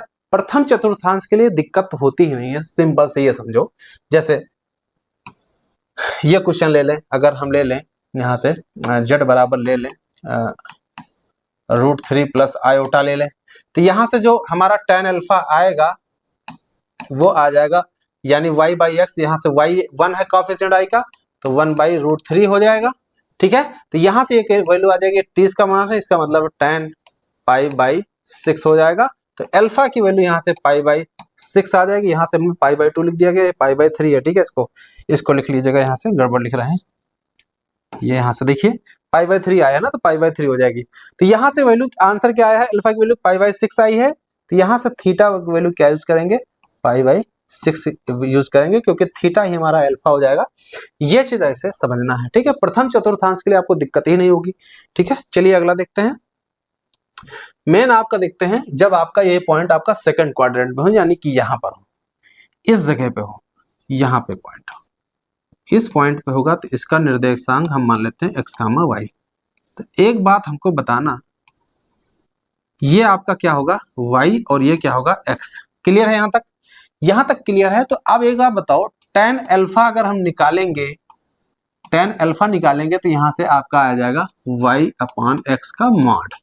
देखो यहाँ पर इस केस में x निगेटिव होगा, लेकिन मॉड लेने पर यह वैल्यू पॉजिटिव आ जाएगी। यहां तक आपको समझनी है। ठीक है, तो यहां से अल्फा बराबर आ जाएगा tan इनवर्स y/x का मॉड। जैसे अल्फा निकाल लोगे भैया, इस अल्फा का इस्तेमाल कैसे करना है, एक चीज बताओ, यहां पर यही तो वैल्यू अल्फा है भाई। इस कोण को देखो ध्यान से, इस कोण को देखो, यही वाला कोण ही तो हमारा अल्फा है, क्योंकि होता है y/x, tan अल्फा बराबर यहां देखो y/x होगा। बस आपको साइन इग्नोर कर देना, साइन क्या करना है, इग्नोर कर देना है। तो अल्फा की वैल्यू निकल आएगी, क्योंकि अल्फा यहाँ इस केस में जब आप पॉजिटिव वैल्यू ले रहे हो, तो अल्फा की वैल्यू 0 से 90 के बीच में रहेगी। आप देखो ये वैल्यू एक्यूट एंगल ही तो है। लेकिन आप एक बात बताओ हमें, कि ये वाला P पॉइंट को देखते हुए समझ में आ रहा है, इसका जो प्रिंसिपल आर्गुमेंट होगा ये वाला थीटा होगा। इतना समझ में आया। ये सेकंड क्वाड्रेंट की बात हो रही है, सेकंड क्वाड्रेंट में ये वाला हमारा थीटा होगा। तो आप एक बात बताओ, इस थीटा को निकालने के लिए कैसे करोगे, आप बताओ। थीटा प्लस अल्फा की वैल्यू कितनी होगी, यहां से थीटा प्लस अल्फा की वैल्यू कितनी होगी, वो पाई होगी, और थीटा बराबर हो जाएगा पाई माइनस अल्फा। तो this is the principal argument. ये आपका सूत्र बन जाएगा पाई माइनस अल्फा, यानी यहाँ पे जो थीटा होगा वो पाई माइनस अल्फा यूज करोगे आप। ठीक है, यहाँ पे पाई माइनस अल्फा यूज करोगे, ये आपको याद रखना है, ठीक है। यानी कि जब कभी भी आपका पॉइंट सेकंड क्वाड्रेंट में पड़ेगा तो अल्फा निकालने के बाद पाई माइनस अल्फा कर दोगे। अल्फा देखो हमने सिखाया आपको अल्फा क्या है, अल्फा ये वाला एंगल है और हमारा प्रिंसिपल आर्गुमेंट ये है, यहां से यहां तक ये वाला है, तो हमें ये वाला पॉइंट चाहिए, समझ में आया ना, ठीक है। तो ऐसे क्वेश्चन को करना है ये। अब चलिए एक क्वेश्चन देख लेते हैं, भी समझ में आ जाएगा। चलिए जैसे सपोज करिए हमारे पास z बराबर दिया है, कोई क्वेश्चन तो नहीं है, ऐसा अगर हो तो देखते हैं। वैसे क्वेश्चन अभी नहीं है, थर्ड क्वाड्रेंट के लिए क्वेश्चन है, अभी आपको दिखाएंगे। क्वेश्चन की प्रैक्टिस में करवाऊंगा, पहले आप बेसिक समझो। जैसे z बराबर हमारे पास ले रखा हुआ है, सपोज करिए -1 प्लस √3 आयोटा, ये हमारा पॉइंट एक कॉम्प्लेक्स नंबर दे रखा हुआ है। यहां से जो पॉइंट देगा ये कॉम्प्लेक्स नंबर वो क्या देगा, -1 कामा √3 देगा। और ये वाला पॉइंट कहां पे लाई करेगा, ये आपका सेकंड क्वाड्रेंट में होगा, ये आपको दिख रहा होगा। अगर सेकंड क्वाड्रेंट में है तो भैया आप इसको पॉइंट प्लॉट करो, तो ये पॉइंट प्लॉट करोगे तो कहां जाएगा, -1 आपका यहां पड़ेगा कहीं, ये आपका ले लेते हैं -1 और ये कहीं 1.7 √3, ये ले लेते हैं √3। तो -1 कामा √3 यहाँ कहीं पॉइंट होगा, इस जगह पे बना लेते हैं। ये वाला पॉइंट आपका -1 कामा √3 होगा। और इस पॉइंट को अगर हम ओरिजिन से मिला दें, तो अब मिला देने पे ध्यान दो, यहां से ये और ये कितना है, ये आपकी वैल्यू -1 है और ये वैल्यू क्या है, ये वैल्यू आपकी √3 है। और यहां ध्यान देना इस चीज को थोड़ा ध्यान दीजिएगा, ये आपकी वैल्यू, ये वैल्यू आपकी -1 थी। यहां से ध्यान देना, ये अच्छा ध्यान दो, ये वैल्यू आपकी क्या है, अल्फा ही तो है। हमने क्या बताया, ये आपका x है और ये आपका y है, तो यानी कि tan अल्फा की वैल्यू अगर निकालोगे तो मॉड के अंदर y बाई एक्स करना है, यानी यहां से √3 बाई -1 कर देंगे तो ये वैल्यू √3 आ जाएगी। तो tan अल्फा की वैल्यू क्या होगी, बोलो 1√3। तो अल्फा की वैल्यू क्या निकाल जाएगी, tan अल्फा, इसकी वैल्यू tan 60 की वैल्यू होती है तो tan π/3 हो जाएगी। तो अल्फा की वैल्यू क्या हो जाएगी, π/3, यानी कि 60 अंश कह सकते हो। तो आप बताओ टोटल तो 180 अंश हो गया, तो 180 अंश में 60 घटा दोगे तो 120 आ जाएगा। तो ये वैल्यू सीधे आपके थीटा वैल्यू है। तो थीटा निकालने का सूत्र हमने बताया था भाई, पाई माइनस अल्फा, और अल्फा की वैल्यू π/3 आई थी, पाई माइनस π/3 यानी 2π/3। तो ये आपकी जो थीटा आई है ये 2π/3 आ गई है। तो प्रिंसिपल आर्गुमेंट क्या निकल के आया है, प्रिंसिपल आर्गुमेंट थीटा जो निकल के आया है वो आया है 2π/3। 2π/3 आया है। किसका आया है 2π/3, ये इस कॉम्प्लेक्स नंबर का आया है। तो क्वेश्चन समझ में आया कि नहीं, थ्योरी समझ में आया कि नहीं, थ्योरी समझ में आ गई होगी, ठीक है। चलिए हम एक क्वेश्चन और आपको देते हैं, z बराबर आपको दे देते हैं 1 -1 प्लस आयोटा। इस क्वेश्चन को आप लगाइए फटाक से, इस क्वेश्चन को लगाइए और हमें जवाब दीजिए, ठीक है। कैसे जवाब दोगे आप निकाल लीजिए, फटाक से आंसर बताइए। देखिए थोड़ा सा स्पीड बढ़ाते हैं, स्पीड बढ़ाते हैं। आपको पता है सबसे पहले आप क्या पढ़ोगे, ये आपका किस में पड़ेगा, सेकंड में पड़ेगा। tan अल्फा बराबर क्या हो जाएगा, tan अल्फा बराबर मार्ट के अंदर y/x यानी 1/-1 यानी 1 आ जाएगा। तो अल्फा की वैल्यू π/4 आ जाएगी, नहीं आ जाएगी, अल्फा की वैल्यू π/4, तो थीटा बराबर पाई माइनस π/4 हो जाएगा, नहीं हो जाएगा, पाई माइनस अल्फा ही तो होगा, तो 3π/4 इसका आंसर आ जाएगा। प्रिंसिपल आर्गुमेंट इसका इस कॉम्प्लेक्स नंबर का निकल आएगा। ऐसे क्वेश्चन को करना है और समझना है, ठीक है। ये देखिए स्पीड में ही सारी चीजें लगेंगी, लेकिन समझाना इसलिए सारी चीजें एक एक चीज समझा रहे हैं, ठीक है। सेम चीज यही चीज हम आप पढ़ते हैं। सेम केस ये है कि जब हमारा पॉइंट कॉम्प्लेक्स वाला पॉइंट x प्लस आई वाई थर्ड क्वाड्रेंट में पड़े तो क्या होगा। थर्ड क्वाड्रेंट हमारा कौन सा है, फर्स्ट सेकंड थर्ड, यहाँ पे कहीं पर होगा, इस जगह पे होगा ये। तो इसको हम ऐसे बना लेते हैं, ये वाला P पॉइंट आपका x, y हो गया। तो यहां से अगर परपेंडिकुलर ड्रा करें तो ये हो गया Q, ये हो गया O, ठीक है, ये हमारा O पॉइंट हो गया। तो इस बार देखो यहां से ये आपकी कितनी चली, पहले ये x चली और ये क्या चली, y। तो इस बार अल्फा हमारा ये वाला होगा। अल्फा समझना ही सबसे बड़ा इंपॉर्टेंट पॉइंट है, इसे समझ लीजिएगा आप लोग, अल्फा जानना ही जरूरी है। ये वाला अल्फा इतना समझ में आया? तो एक बात बताओ, इस बार प्रिंसिपल आर्गुमेंट हम क्या लेंगे? प्रिंसिपल आर्गुमेंट हम इधर से ही तो लेंगे, ये वाला थीटा, ये वाला आपका क्या होगा, ये वाला आपका थीटा हो जाएगा। समझ में आई बात? लेकिन ये वाला थीटा आपका निगेटिव होगा, ये चीज ध्यान रखना, बाद में हम माइनस लगाएंगे, कैसे करेंगे ये चीज समझते हैं। एक बात हमें बताओ, पहले आप बताओ tan अल्फा का सूत्र क्या होगा? ये तो आपको पता ही है, मॉड के अंदर y/x। यहां से अल्फा की वैल्यू निकालेंगे, सेम उसी प्रोसेस से tan इनवर्स मॉड में y/x निकालेंगे, ठीक है। अब यहां से ध्यान देना, आप एक चीज ध्यान देना, थीटा की वैल्यू क्या निकलेगी? तो आपको पता है टोटल पाई होता है, तो पाई माइनस अल्फा थीटा हो जाएगा। थीटा की वैल्यू आपका हो जाएगा पाई माइनस अल्फा, लेकिन निगेटिव एंगल होगा तो बाहर क्या लगाना पड़ेगा? माइनस लगाना पड़ेगा। ये चीज ध्यान रखिएगा, यही इंपॉर्टेंट पॉइंट है, ठीक है। ये चीज ध्यान रखना। देखो ये तो हमने निकाल लिया थीटा कितना है, क्योंकि टोटल पाई है तो पाई में अल्फा घटा दिया, क्योंकि अल्फा क्या है? अल्फा आपका न्यून कोण है, और पाई आपका 180 है, तो 180 में 90 घटाओगे, 90 से कम वाली चीज, तो ये वैल्यू धनात्मक आएगी, तो निगेटिव बनाने के लिए माइनस से गुणा करना पड़ेगा, क्योंकि आपकी डायरेक्शन आपकी क्लॉकवाइज चल रही है, तो थीटा हमारा निगेटिव होगा इस स्थिति में, ठीक है। यहां तक समझ में आया कि नहीं आया? अच्छा, एक क्वेश्चन और है, आपसे मैं क्वेश्चन पूछता हूं। कभी कभी ये होता है, क्वेश्चन को एक साइकिल में आंसर निकालना शुरू कर देते हैं। आर्गुमेंट आपका प्रिंसिपल आर्गुमेंट नहीं लिखा होगा वहां पे, तो वहां पे आंसर क्या दे देंगे? वहां पे आंसर दे देंगे, इधर से आंसर दे देंगे। सबसे बड़ा ये कंफ्यूजन यही सबसे ज्यादा होगा। अभी क्वेश्चन आपको दिखाएंगे, इधर से आंसर देना शुरू कर देंगे, इधर से ये वाला एंगल बनेगा, ये वाला, यहां से शुरू होकर के ये टोटल एंगल होगा। तो आपको पता है ये वाला कोण निकालने के लिए क्या होगा? इस समय जो आर्गुमेंट होगा वो क्या होगा? आर्गुमेंट जो होगा वो क्या होगा? तो यहां से यहां तक पाई हो जाएगा, और प्लस में ये वाला एंगल अल्फा इसमें जुड़ जाएगा। तो इस तरह से भी क्वेश्चन हम उठाएंगे। ये तब हम लगाएंगे जब क्वेश्चन में ऑप्शन में मैच नहीं करेगा प्रिंसिपल आर्गुमेंट, तब हम ये कॉन्सेप्ट लगाएंगे, चीजें हम दिखाएंगे आपको वहां पर, ठीक है। ध्यान दीजिएगा, ये बड़ा इंपॉर्टेंट पॉइंट है। या तो हमें यहां से मिल जाएगा ये आंसर पाई माइनस अल्फा माइनस के साथ में, अगर आंसर चारों ऑप्शन में नहीं दिखता है तो हम यहां से पाई में अल्फा जोड़ देंगे तो हमारा आंसर आ जाएगा। ऐसे भी क्वेश्चन को हमको करना है, ठीक है। यहां तक समझ में आया? ठीक है, चलिए एक क्वेश्चन दिखाई देते हैं आपको। क्वेश्चन करेंगे कैसे? जैसे जेड बराबर दिया हो हमारे पास -1 और माइनस का आयोटा, तो यहां से पॉइंट अगर देखा जाए तो -1 कामा -1 हो रहा है। ये आपका किस चतुर्थांश में है? थर्ड चतुर्थांश में, तीसरे चतुर्थांश में है। तो यहां से हम निकालेंगे सबसे पहले tan अल्फा, जिसकी वैल्यू होती है y/x का मॉड होता है। तो this is x, this is y, तो ये -1 अपॉन -1 का मॉड अगर निकालेंगे तो ये वैल्यू 1 आ जाएगी। तो tan अल्फा बराबर आ गया है 1, तो यहां से 1 की वैल्यू होती है tan π/4। तो यहां से तुलना करो अल्फा बराबर क्या आ गया? π/4 आ गया। इतना समझ में आपको आ गया होगा। अब हमें पता है, अगर ग्राफिकल मेथड से देखा जाए तो सबसे पहले ग्राफिकल मेथड आप देख लीजिए, ग्राफ से क्या बता रहा है। तो आपको पता है ये आपका -1 है, ये आपका -1 है, तो यहाँ कहीं पॉइंट होगा -1 कामा -1, ठीक है। तो ये वाला पॉइंट अगर इसको हम ओरिजिन से मिला दें, ये वाला,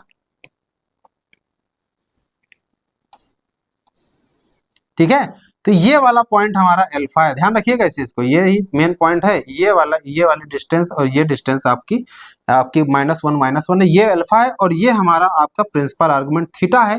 तो थीटा बराबर हमने बताया -पाई माइनस अल्फा, या इसको ले सकते हो अल्फा माइनस पाई। इतना समझ में आया? तो यहां से ध्यान देने की जरूरत है कि यानी कि जो प्रिंसिपल आर्गुमेंट होगा,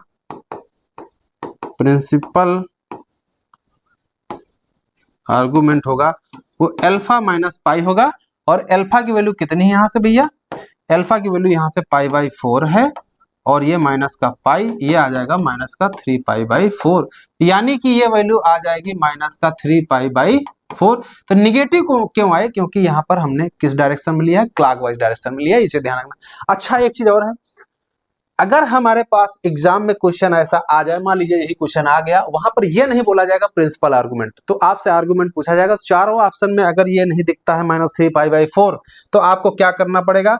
इधर से एंगल निकालना पड़ेगा। तो ये वैल्यू आपकी पाई है यहाँ से यहाँ तक, और ये अल्फा, यानी टोटल एंगल आपका हो जाएगा इस समय जो थीटा हो जाएगा पाई प्लस अल्फा हो जाएगा, यानी ये π/4 और प्लस अल्फा की वैल्यू पाई, यानी जोड़ देंगे ये 5π/4 आ जाएगा। इस तरह से भी आंसर हम निकालेंगे। यही सारे डाउट हम आपको बताना चाह रहे थे कि एक एक चीज समझ लीजिए, दिक्कत आपको नहीं होनी चाहिए। चलिए अब हम प्रैक्टिस करते हैं क्वेश्चन की, ठीक है।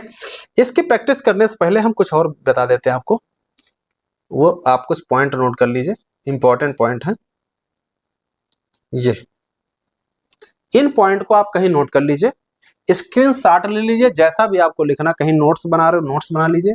यहां क्या लिखा पढ़िए, दो कॉम्प्लेक्स नंबर हैं Z1 और Z2, इन दोनों के प्रोडक्ट का अगर हम आर्गुमेंट निकालते हैं तो दोनों के एडिशन के बराबर होता है। सेम चीज यहां देखो, एक चीज इसके बाद ये रिजल्ट देखो, इसके बाद ये वाला रिजल्ट देखो, यहां लिखा आर्गुमेंट Z का बार लगा है, क्या लगा है बार।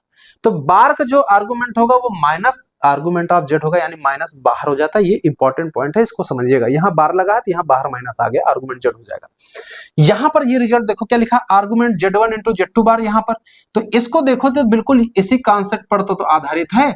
दोनों को अलग कर दो, आर्गुमेंट ऑफ Z1 और प्लस आर्गुमेंट ऑफ Z2 बार कर दो, तो Z2 बार वाला जो था माइनस यहाँ इसके रूल के हिसाब से माइनस बाहर आ गया। तो इस रिजल्ट को अगर याद रखोगे तो ये अपने आप आ जाएगा। भाई ये कैसे आया, आर्गुमेंट Z1 इंटू Z2 बार, ये बराबर इस परिभाषा के हिसाब से देखो तो ये वैल्यू क्या आ रही है, argument Z1 plus argument Z2 बार।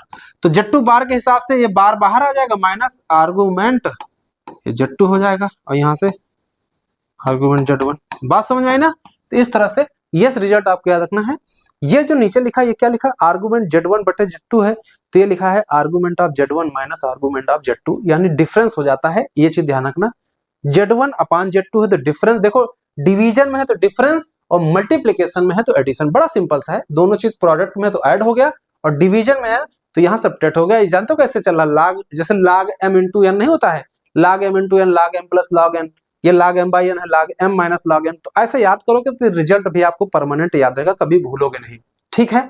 इतना आपको याद रखना है। अभी सारी चीजें हम कराएंगे, ये सब चीजें इसलिए बता दिया, अभी इसका इस्तेमाल करना था इसलिए हमने आपको पहले बता दिया। इस क्वेश्चन को देखो, इस क्वेश्चन को देखो कैसे करेंगे। अब हम क्वेश्चन को जो अभी हमने आपको सिखाया है 3 क्वाड्रेंट तक, 4 तक तो गए ना, अभी चौथा भी बताएंगे, चौथा वाला भी बता देंगे। अभी आप इस क्वेश्चन को देखो, ये क्वेश्चन कैसे लगेगा।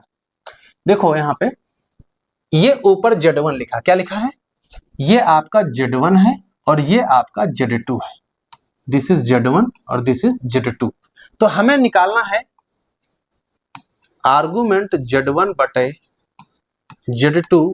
इसका सूत्र हमने आपको क्या बताया, आर्गुमेंट Z1 और माइनस आर्गुमेंट Z2। यही तो आपको बात सिखाई है अभी, भाई यही तो बताया है, आर्गुमेंट ऊपर वाले का और माइनस आर्गुमेंट नीचे वाले का कर देंगे, है ना। तो अब देखो इसको कैसे करेंगे, इसको कैसे करेंगे आप बताओ। ये क्या लिखा है, इसका आर्गुमेंट कैसे निकालोगे। देखो अभी आपको सिखाया है, ये किस चतुर्थांश में पड़ेगा पहले बताओ। ये आपका प्रथम चतुर्थांश में पड़ेगा, नहीं 1,1। तो सीधे आप इसका अल्फा निकालो, क्योंकि अल्फा ही इसका थीटा होता है, यानी प्रिंसिपल आर्गुमेंट इसका निकालेंगे। तो ये y बाई एक्स करोगे तो 1 आ जाएगा, तो tan अल्फा बराबर 1 यानी पाई बाई 4 आ जाएगा। तो ऊपर वाले का जो आर्गुमेंट निकल के आया वो पाई बाई 4 आ जाएगा, माइनस इसका बोलो आर्गुमेंट क्या आएगा। इसका करोगे तो y बाई एक्स करोगे तो ये √3/1 हो जाएगा, यानी कि रूट tan अल्फा बराबर √3 यानी पाई बाई 3 यानी 60 अंश, यानी पाई बाई 3 आ जाएगा इसका आर्गुमेंट। क्लियर है, दोनों प्रथम चतुर्थांश है, तो इसका जो थीटा है वही अल्फा, इसका थीटा है वही अल्फा हो जाएगा। तो ये हम डायरेक्ट उसी से निकाल रहे हैं। तो ऊपर वाले का पाई बाई 4, ये आपका हल करोगे तो 3 माइनस का 4 और बाहर पाई बाई 12, ये तो आ जाएगा। यहाँ से आप देखो 3 पाई माइनस 4 पाई, घटा दो यहाँ से, माइनस पाई अपान 12, आंसर मिलाओ minus pi by 12, 20 the correct answer. Question समझ में आया कैसे किया गया है, क्वेश्चन समझ में आया। डाउट आपको नहीं करना है, क्वेश्चन में ऊपर Z1 था नीचे Z2 था, तो दोनों का क्या किया, पूरे का अगर हमें एम्पलीट्यूड निकालना है तो ऊपर Z1 माइनस Z2। यह सूत्र कहाँ से निकाला हम लोगों ने, ये सूत्र आपने जो हमने अभी आपको बताया है, ये वाला सूत्र है, इसी से तो लगाया हमने कि देखो यहाँ से ये Z1 अपान Z2 था, तो argument Z1 minus argument Z2, तो एक ऊपर था हमारे पास कॉम्प्लेक्स नंबर, नीचे था, तो वही हमने यहाँ पर लगाया है, वही कॉन्सेप्ट से इस क्वेश्चन को हमने समझाया है, ठीक है। अब आपको हो सकता है समझ में आ गया होगा कि नंबर ऑफ क्वेश्चंस कम क्यों है, क्योंकि क्वेश्चन भी इतने थे ही, कुछ और 2-4 क्वेश्चन होंगे तो वो भी हम करा देंगे। लेकिन हम ये चाह रहे थे कि मतलब चीजें अगर पढ़ो एक बार तो दिक्कत इन फ्यूचर आपको नहीं होनी चाहिए, सारे डाउट एक ही वीडियो में क्लियर हो जाए। जितने भी डाउट हैं वो हम कोशिश करेंगे कि आप जब बेसिक चीज पढ़ लोगे तो फिर क्वेश्चन दोबारा एग्जाम में कोई, अच्छा सोचो दूसरा क्वेश्चन अगर एग्जाम में आ गया तो Z1 ऊपर Z2 अगर आ गया है तो दोनों क्या करोगे, ऊपर वाले का आर्गुमेंट निकालोगे, नीचे वाले निकाल लोगे, दोनों घटा दोगे, आंसर हो जाएगा, यही तो करोगे। लेकिन एक मैं और तरीका बताता हूँ, दूसरा तरीका बताता हूँ। दूसरा क्या तरीका है वो देखो, इसको आप नोट कर लीजिए, इसको स्क्रीनशॉट ले लीजिए, फिर मैं दूसरा तरीका बताता हूँ, इसको नोट कर लीजिए, ठीक है।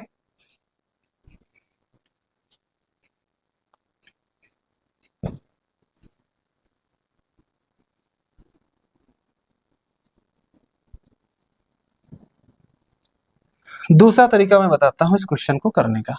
दूसरा तरीका क्या है, दूसरा तरीका मजेदार है, क्योंकि हर चीज आप नहीं जानोगे तो फिर दिक्कत हो जाएगी, उसको हम सीखेंगे। अच्छा एक बात बताओ, 1 प्लस आयोटा यानी 1i लिखा है, नीचे क्या लिखा है 1 प्लस √3 आयोटा लिखा है, ये चीज लिखी हुई है। तो एक चीज बताओ, अगर इसको हमें a प्लस IB फॉर्म बनाना हो तो हमने इसका कल वीडियो जो बनाया था, जिन लोगों ने अगर वीडियो मेरा देखा है पूरा तो उनको अंश और हर में दो कॉम्प्लेक्स को डिवाइड करने का डायरेक्ट सूत्र हमने बताया था। कैसे करोगे उसकी ट्रिक हमने बताई थी। रियल पार्ट निकालने के लिए आपको क्या बताया था, रियल पार्ट निकालने के लिए देखो हम यहाँ फिर से बता दे रहे हैं, ये 1 और ये 1 और यहाँ से क्या है 1 है और ये √3 है। तो रियल पार्ट में हमने बताया था इन दोनों को गुणा करके क्या करना है, जोड़ देना है। यानी से 1 और यहाँ से क्या करना है √3 का, इससे 1 प्लस √3 हो जाएगा, ठीक है। यहाँ से आ जाएगा 1 प्लस √3 अपान में क्या हो जाएगा, इसको समझो, अपान में क्या हो जाएगा, जो नीचे लिखा होगा उनके दोनों के वर्गों का योग कर देंगे, तो 1 प्लस 1 का वर्ग 1, √3 का वर्ग 3 यानी 4 आ जाएगा यहाँ से, यही तो बताया था। फिर उसके बाद माइनस का आयोटा, ये बताया था, ये रियल पार्ट निकाला था। इमेजिनरी पार्ट कैसे निकालेंगे, इसके बाद हमने इमेजिनरी पार्ट निकालने के लिए बोला था इन दोनों को क्रॉस मल्टीप्लाई कर देना, यानी इसका गुणा इससे, इसका इससे, और √3 और ये 1, तो ये हो गया √3 माइनस 1 अपान में 4 ही होगा, ये चीज हमने बताया था। तो देखो direct a plus IB form लिख लिया हमने। अब एक बात बताओ, ये वैल्यू धनात्मक है और ये वैल्यू क्या है ऋणात्मक है। भाई बाहर माइनस लगा है तो ये वैल्यू पॉजिटिव है, तो बाहर माइनस तो माइनस, तो प्लस माइनस वाला कॉन्सेप्ट है। तो प्लस माइनस का पॉइंट कहां पर लाई करेगा, ये वाला, ये कॉम्प्लेक्स नंबर कहां पे लाई करेगा भाई, प्लस माइनस कहां होता है, चतुर्थांश।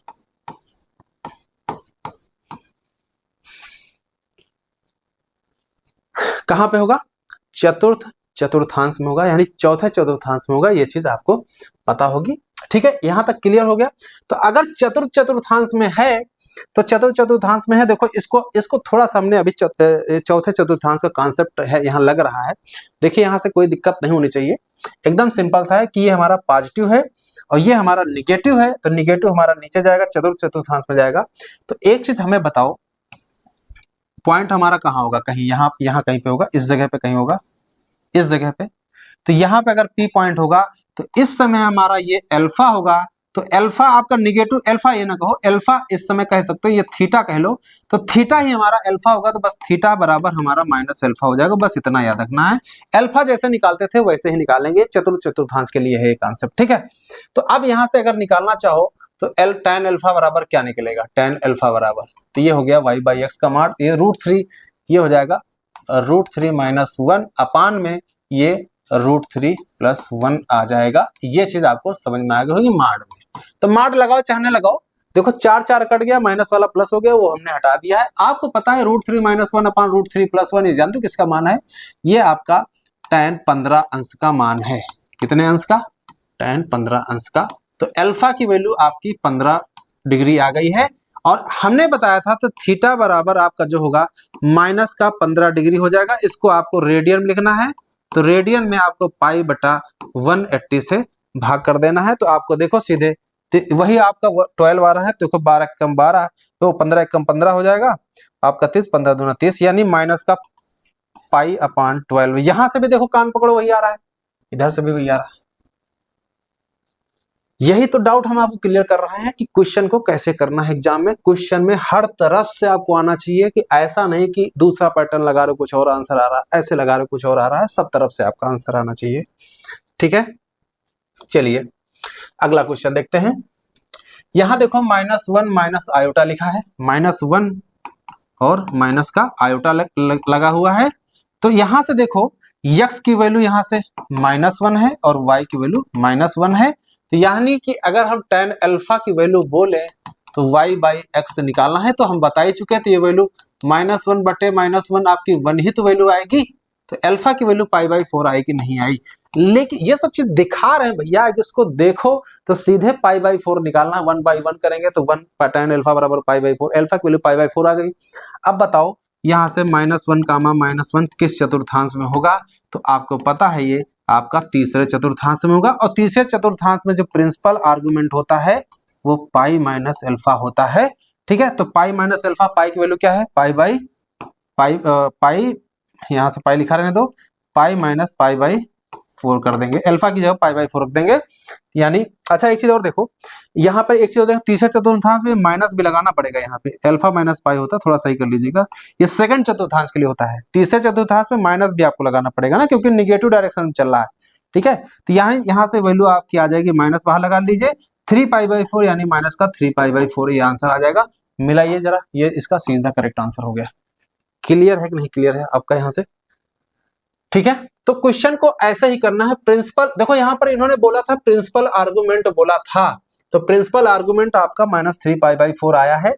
इसको ग्राफिकल अगर देखोगे तो आपका यहाँ कहीं पॉइंट पड़ेगा, यहाँ कहीं पॉइंट, ये वाला एंगल 3π/4 माइनस का आया है, क्योंकि यही वाला पॉइंट है -1 कामा -1। ठीक है, ऐसे क्वेश्चन को समझना है, क्वेश्चन को ऐसे लगाना। बड़ा सिंपल क्वेश्चन था, ऐसा हमने एग्जाम्पल भी देकर के आपको समझाया था। चलिए अगला क्वेश्चन देखते हैं। Amplitude of the complex number -1 -√3 outta, ये वाला पॉइंट कहां पड़ेगा? पहले ये बात बताओ, ये वाला पॉइंट आपका कहां पड़ेगा? ये पॉइंट आपका तीसरे चतुर्थांश में पड़ेगा। तो यहां से देखो x की वैल्यू क्या है? -1 है, और y की वैल्यू क्या है? -√3 है। तो tan अल्फा की वैल्यू बराबर माड में y/x होगी, यानी कि ये आपकी माइनस का √3 -1 का माड, यानी √3 आ जानी है tan अल्फा बराबर, और अल्फा की वैल्यू आपकी हो जाएगी यहाँ से π/3 यानी 60 अंश आ जाएगी। अब जब अल्फा की वैल्यू आ गई है तो हमने आपको सिखाया तीसरे चतुर्थांश में जो एंगल होता है, यहाँ पर देखो, ये अगर अल्फा है तो ये वाला आपका थीटा हो जाएगा पाई माइनस अल्फा, और बाहर माइनस लगा देंगे, यानी अल्फा माइनस पाई हो जाएगा। यानी कि अगर हमें आर्गुमेंट निकालना है, प्रिंसिपल आर्गुमेंट, तो थीटा बराबर आपका क्या हो जाएगा? अल्फा माइनस पाई हो जाएगा। ठीक है, तो अल्फा की वैल्यू π/3 लिख दीजिए, माइनस का पाई, माइनस का 2π/3। बताओ कहीं आंसर इसमें दिख रहा है? इसमें देखो माइनस का 2π/3, इसमें ना ये है, ना ये है, ना ये है, ना ये है, और इसमें बोला भी नहीं प्रिंसिपल आर्गुमेंट। देखो यहाँ पर एक क्वेश्चन थोड़ा सा अलग है। हमने आपको शुरुआत में थ्योरी में बताया था, अगर ऐसा प्रिंसिपल आर्गुमेंट चारों ऑप्शन में नहीं दिखेगा तो हम एंगल इधर से शुरू कर देंगे, इधर से शुरू कर देंगे। तो आपका ये कितना है? पाई, और अल्फा की वैल्यू आई है π/3। तो यानी इस समय जो थीटा हो जाए आपका, यहाँ से यहाँ टोटल निकालना है, तो आपका ये पाई प्लस अल्फा हो जाएगा।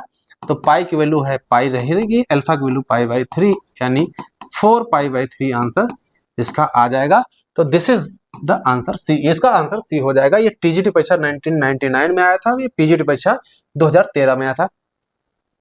आप एक बार कमेंट्स बॉक्स में जरूर हमको बताइएगा, क्या इस तरह की आपको दिक्कतें थी या आपको सब चीजें आती थी? एक बार जरूर हमको बताइएगा, ताकि हमें समझ में आए कि जो चीजें हम बता रहे हैं या एक्स्ट्रा चल रही है, कि या सारी चीजें आपको क्लियर थी पहले से। हम देखो दोनों चीजें आपको बताना चाह रहे थे। ये डाउट आपका हमेशा बना रहा होगा, हो सकता है, मुझे जो लगता है कि ये डाउट आपका बना रहा होगा कि इसमें प्रिंसिपल आर्गुमेंट तो है नहीं, तो यहाँ पे माइनस होना चाहिए था। तो यहाँ पर इन्होंने बोला भी तो नहीं प्रिंसिपल आर्गुमेंट, सिर्फ आर्गुमेंट बोला है। तो आर्गुमेंट आपका ये ऐसे चलता है, कभी कभी 0 से 2π के बीच में भी ले लेते हैं। क्या ले लेते हैं? 0 से 2π के बीच में ले लेते हैं, 0 या 2π से छोटा, ऐसा। यानी या तो देखो थीटा या तो बिलोंग करेगा -π से पाई, ठीक है, या फिर थीटा बिलोंग करेगा 0 से 2π पर ओपन और इस पर क्लोज। ठीक है, ये पूरा एक चक्कर में ले लेते हैं, तो वही वाला चक्कर वाला काम है, एक चक्कर के हिसाब से ये 4π/3 इसका आंसर हो जाएगा। ठीक है, इस क्वेश्चन को देखते हैं। इस क्वेश्चन को कैसे करेंगे, यहां लिखा है 1 माइनस √3 आयोटा अपान में 1 प्लस √3 आयोटा लिखा है, Z1 अपान Z2 में है। ये टीजीटी परीक्षा 2010 का क्वेश्चन है। इस क्वेश्चन को कैसे करेंगे, मेन पॉइंट ये है। ठीक है, अच्छा एक बात बताओ, यहां पर देखो ध्यान से, 210 डिग्री लिखा है, 90 डिग्री लिखा, 45 डिग्री लिखा, 240 डिग्री लिखा है। ठीक है, एक तो बात क्लियर है। एक बात बताओ, ये दो एंगल क्या बता रहे हैं, ये दोनों एंगल बता रहे हैं कि पाई प्लस किया गया है। इन दोनों में क्या, इसके क्या बता, 180 से ज्यादा है दोनों। और ये दोनों क्या बता रहे हैं, ये आपका एक तो 90 अंश है और एक आपका 45 अंश है। तो 90 अंश तो हो सकता है कब, जब ये आपका पॉइंट आपका वाई एक्सिस पर लाई करेगा, यानी इमेजिनरी एक्सिस पर लाई करेगा।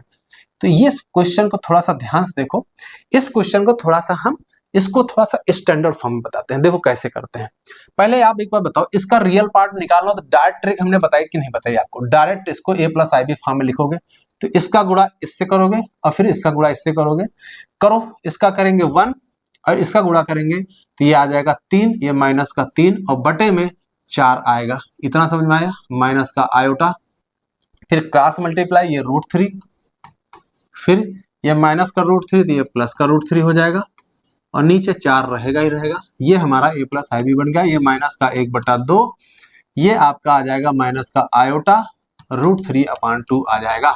तो बताओ ये क्वेश्चन बन गया कि नहीं बन गया, a + IB। तो a की वैल्यू -1/2 है, b की वैल्यू -√3/2 है, यानी ये कह लो x बराबर -1/2 और y बराबर -√3/2। देखो ये सब चीजें अगर जानोगे तभी क्वेश्चन करने में मजा आएगी, नहीं तो क्वेश्चन बहुत ही लेंदी हो जाते हैं। आप खाली इसका a + IB लिखने में ही आपकी तबीयत खराब हो जाएगी, है ना। उसी में समय, जहां समय आपका बीतता चला जाएगा, एग्जाम में बुखार चढ़ना शुरू हो जाता है ना। तो वहां पर ऐसा नहीं करना है, आपको अभी से तैयारी करनी है, खूब ज्यादा तैयारी करनी है, ताकि वहां एग्जाम में ऐसा ना हो क्वेश्चन लगाते समय आपका समय कट रहा है ना। ऐसा घबराहट होने लगती है जब क्वेश्चन लगाओ, तो क्वेश्चन ज्यादा समय लेने लगता है कि आपके तो दिमाग में बैठा हो 40 सेकंड 50 सेकंड के अंदर क्वेश्चन लगाना है, और पता चला 1.5-2 मिनट चला जा रहा है, तो आप फिर जानते हो क्या, फिर दिक्कत होने लगती है वहां पर, और क्वेश्चन में दिक्कतें आने लगती हैं। ऐसा होता है एग्जाम में, हम जानते हैं। ठीक है, तो यहाँ पर x की वैल्यू -1/2 है, y की वैल्यू -√3/2, ये हमने निकाल लिया। किस ट्रिक से निकाला, ये इतनी, इसको जो हम समझा रहे हैं ना, इसको बहुत तेजी से करते हैं। देखो यहाँ से 1 किया, -√3, 1 -√3, ये 1 और 4 सीधे डायरेक्ट उड़ा दिया, माइनस आयोटा क्रॉस मल्टीप्लाई करके लिख दिया, a + IB आ गया। अब जब ये आ गया है तो आप बताओ यहाँ से tan अल्फा बराबर क्या होगा, ये आपका 1/2 √3 आएगा, यानी अल्फा की वैल्यू सीधे आपकी वैल्यू आ रही है π/3। क्या आ रही है, π/3 आ रही है। तो और तीसरे चतुर्थांश में है, तो पाई माइनस π/3 करेंगे तो 2π/3, माइनस का आना चाहिए, है ही नहीं इसमें आंसर, माइनस का ही नहीं, तो इसका मतलब है पाई वाला जोड़ा गया है, तो पाई + π/3 किया गया होगा, यानी 180 + 60, 180 + 60 का मतलब 240, सी इसका करेक्ट आंसर हो गया। ऐसे क्वेश्चन को करना है और समझना है चीजों को। ठीक है, यहाँ पर ये समझ में आया। चलिए इसको मैं समझाता हूँ आपको, फिर से समझाता हूँ। सारी चीजें जब तक जानोगे नहीं तब तक आपकी दिक्कतें बनी रहेंगी। तो ये वाला पॉइंट यहाँ कहीं होगा, तो यहाँ कहीं पॉइंट होगा, तो अल्फा हमारा ये होगा, क्योंकि तीसरे चतुर्थांश में है।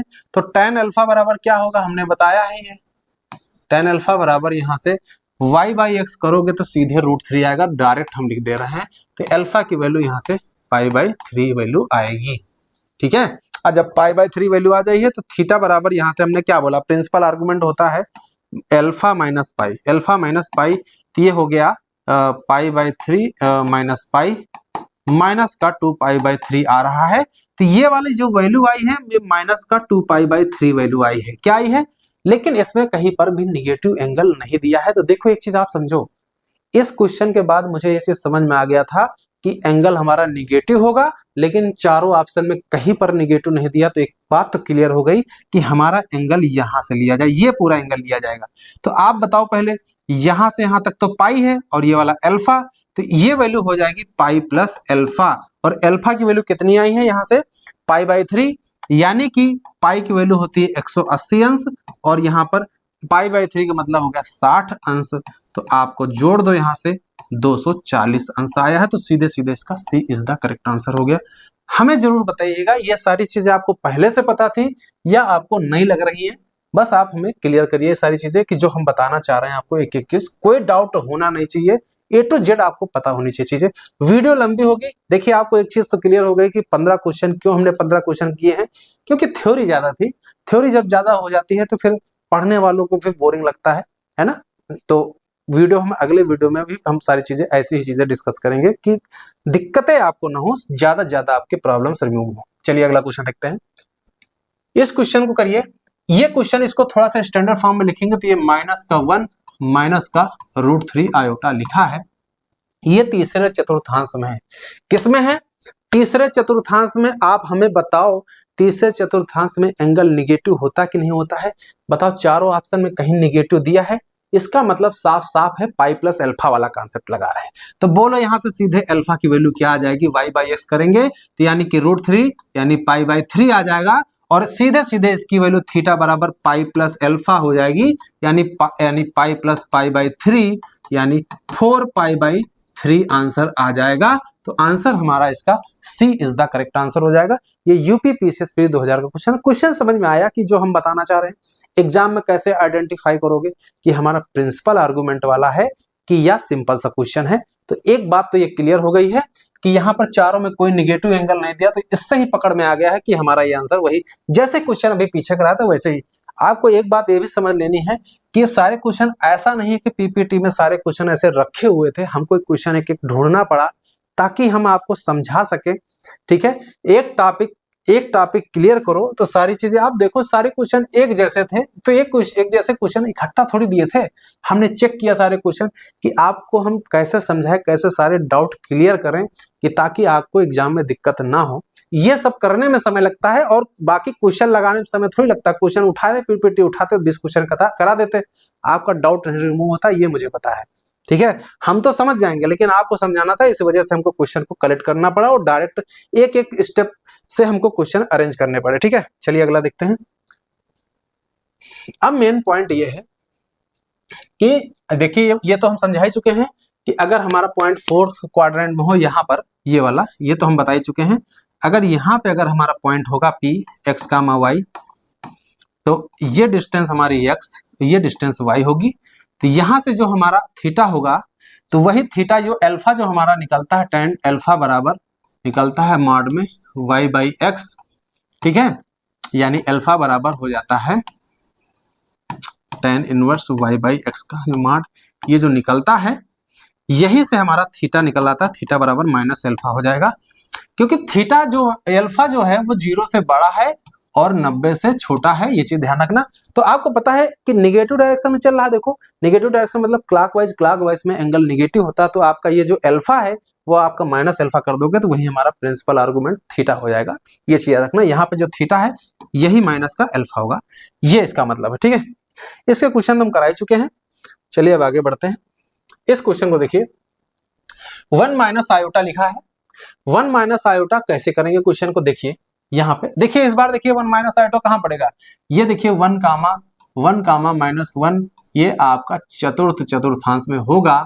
तो अब देखो यहाँ एंगल दोनों निगेटिव दे रखे हैं, तो चांसेस हैं हमारा प्रिंसिपल आर्गुमेंट बन जाए।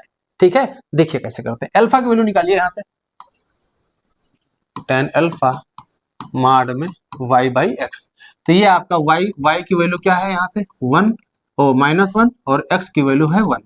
तो ये वैल्यू सीधे आप चाहे तो 1 लिख दो, लेकिन हम आपको दिखा दे रहे हैं ये वैल्यू 1 हो जाएगी मॉड के अंदर। अब आपको पता है tan अल्फा की वैल्यू आ गई है 1, तो ये हो जाएगी tan π/4। अल्फा की वैल्यू क्या आ जाएगी, π/4, ये आ गई है 45 अंश। अब π/4 आ गया, तो अब देखो ग्राफिकल मेथड से मैं दिखा दे रहा हूं। यहाँ ये हो गया 1, ये हो गया -1, तो यहाँ पे पॉइंट होगा 1 कामा -1। तो इस पॉइंट को अगर ज्वाइन करो तो ये वाला हमारा प्रिंसिपल आर्गुमेंट है। तो ये थीटा जो है यही आपका माइनस अल्फा हो जाएगा। तो अल्फा की वैल्यू π/4 आएगी, तो माइनस का π/4 आंसर देखो कहीं पर दिया है, सीधे सीधे इसका ए इज द करेक्ट आंसर हो गया है। क्लियर है यहाँ तक? यहाँ तक क्लियर है आपको? अगर ये -π/4 ना होता तो क्या आंसर होता? तो यहां से यहां तक देखो, ये अल्फा है, ये आपकी वैल्यू अल्फा है। तो टोटल ये वैल्यू कैसे निकालते हैं, ये वैल्यू कैसे निकालते हैं इस बार, इस बार जानते हो कैसे निकालते हैं? इस बार आपको निकालना पड़ता टोटल 2 पाई है, टोटल 2 पाई है, क्या है? टोटल 2 पाई है। तो ये वैल्यू आपकी वैल्यू अल्फा है, तो 2 पाई माइनस अल्फा वैल्यू हो जाती, यानी 2 पाई माइनस अल्फा की वैल्यू क्या आती? पाई बाई 4, यानी 4 दूनी 8, 7 पाई बाई 4 हो जाता। आंसर इन चारों में कोई ऐसा आंसर नहीं दिया है। मान लीजिए अगर माइनस पाई बाई 4 ना होता तो आंसर ये दिया होता, ये दिया होना चाहिए था। ये पीजीटी परीक्षा 2003 का क्वेश्चन है। कैसे क्वेश्चन को आपको समझाया, समझ में आ गया होगा। चलिए आगे देखते हैं। लिखा है let Z be any non complex number है, नॉन जीरो कॉम्प्लेक्स नंबर, ठीक है। Then principal argument of Z plus principal argument of Z bar is equal to, आपसे पूछते हैं इस क्वेश्चन का जवाब बताइए, कितने कितने समय में इसको लगाओगे, इस क्वेश्चन को कितने समय में लगाओगे, ठीक है। हम आपसे कहें इसका आंसर सीधे सीधे 0 है। कैसे है बताइए, आप बताइए हमें, ये इसका आंसर ये सी कैसे आया, इसका आंसर ये सी 0 कैसे आया है, ये आप बताइए। आप बताओ, हमने आपको अभी एक सूत्र बताया था कि नहीं बताया था? कौन सा? आर्गुमेंट ऑफ जेड बार बराबर क्या बताया था? माइनस आर्गुमेंट ऑफ जेड हो जाएगा कि नहीं हो जाएगा? ये हमने बताया था, माइनस बाहर आ जाएगा। तो यहां से आप देखो, ये पी आर मतलब प्रिंसिपल आर्गुमेंट लिखा है, यानी P R principal argument of Z, यहां से माइनस जैसे ही बाहर आ जाएगा तो ये प्रिंसिपल आर्गुमेंट ऑफ जेड, तो दोनों सेम लिखा, कट के 0 आ गया, तो ये आपका आंसर हो गया। तो ऐसे क्वेश्चन करना था, ठीक है। समझ में आया नहीं? एकदम सिंपल सा, ये वाला हमने कॉन्सेप्ट बताया था नहीं बताया था भैया, आप बताइए। ये देखो यहां से बताया था प्रिंसिपल आर्गुमेंट ऑफ जेड बार बराबर क्या है? माइनस बाहर हो जाता है। तो ये सारे सूत्र बहुत इंपॉर्टेंट है, इनको नोट करके रखिएगा आप लोग, ठीक है।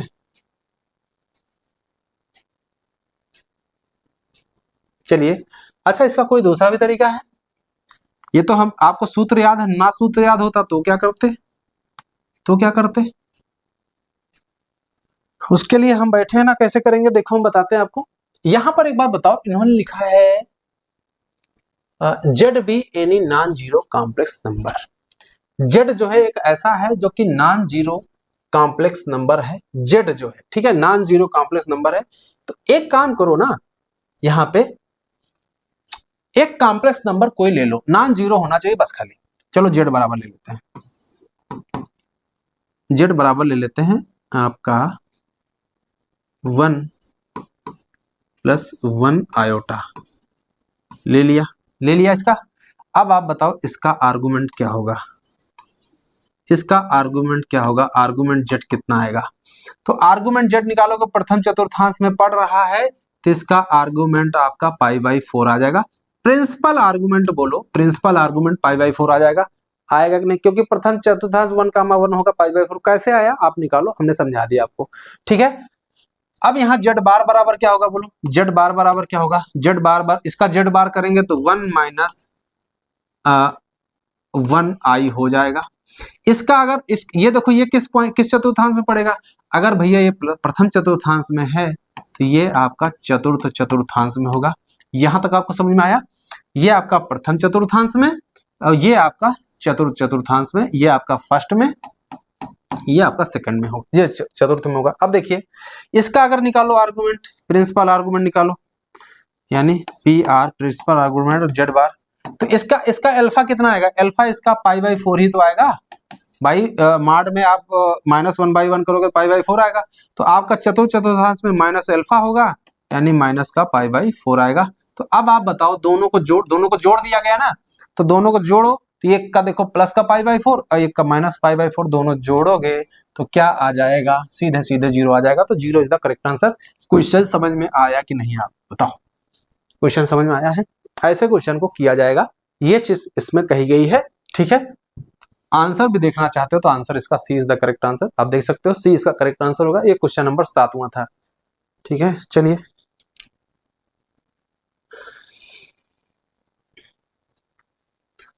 अब हम अगला केस देखते हैं, केस नंबर 5। अभी तक तो हमने ये पढ़ा कि हमारा कॉम्प्लेक्स नंबर प्रथम चतुर्थांश में है, द्वितीय चतुर्थांश में, तृतीय चतुर्थांश में, चतुर्थ चतुर्थांश में, तो क्या होगा? अब हमारा ये केस है कि हमारा जो कॉम्प्लेक्स नंबर है वो अगर हमारा एक्सिस पे लाई करे, यानी positive direction of x axis या negative direction of x axis या कह लो रियल एक्सिस, ठीक है, इमेजिनरी एक्सिस की पॉजिटिव डायरेक्शन हो या निगेटिव डायरेक्शन, यानी इन एक्सिस पर लाई करेगा तो क्या होगा प्रिंसिपल आर्गुमेंट, उसको हम करते हैं। तो इसको आप देखिए, इसको पहले आप समझिए फिर हम कराते हैं इसको, ठीक है। इसको पढ़िए, यहाँ पर क्या लिखा हुआ है कि लिखा है अगर हमारा ये कॉम्प्लेक्स नंबर जो है positive direction of x axis ना समझिए, positive direction of real axis, ठीक है, इस डायरेक्शन में अगर कोई पॉइंट होगा तो उसका हमारा प्रिंसिपल आर्गुमेंट क्या होगा। तो जैसे सपोज करिए एक एग्जांपल ले लेते हैं। अच्छा एक चीज आप बताओ, अगर हमारा z जो है x प्लस आई वाई है, अगर ये हमारा x एक्सिस की पॉजिटिव डायरेक्शन पे लाई करेगा तो यहाँ पर क्या क्या कंडीशन होंगी x और y के बारे में। अगर x अक्ष पे होगा तो एक तो पहली बात तो है y जीरो होगा। y जीरो का मतलब है इसका इमेजिनरी पार्ट जो है, imaginary part of z zero होगा, और दूसरा जो है इसका x जो है वो जीरो से बड़ा होगा। भाई जब x जीरो से बड़ा होगा तभी तो हमारा positive direction of x axis होगा। तो यहाँ पर एक चीज ध्यान दो, इसका मतलब ये हो गया आर ई जेड जो है जीरो से बड़ा होगा।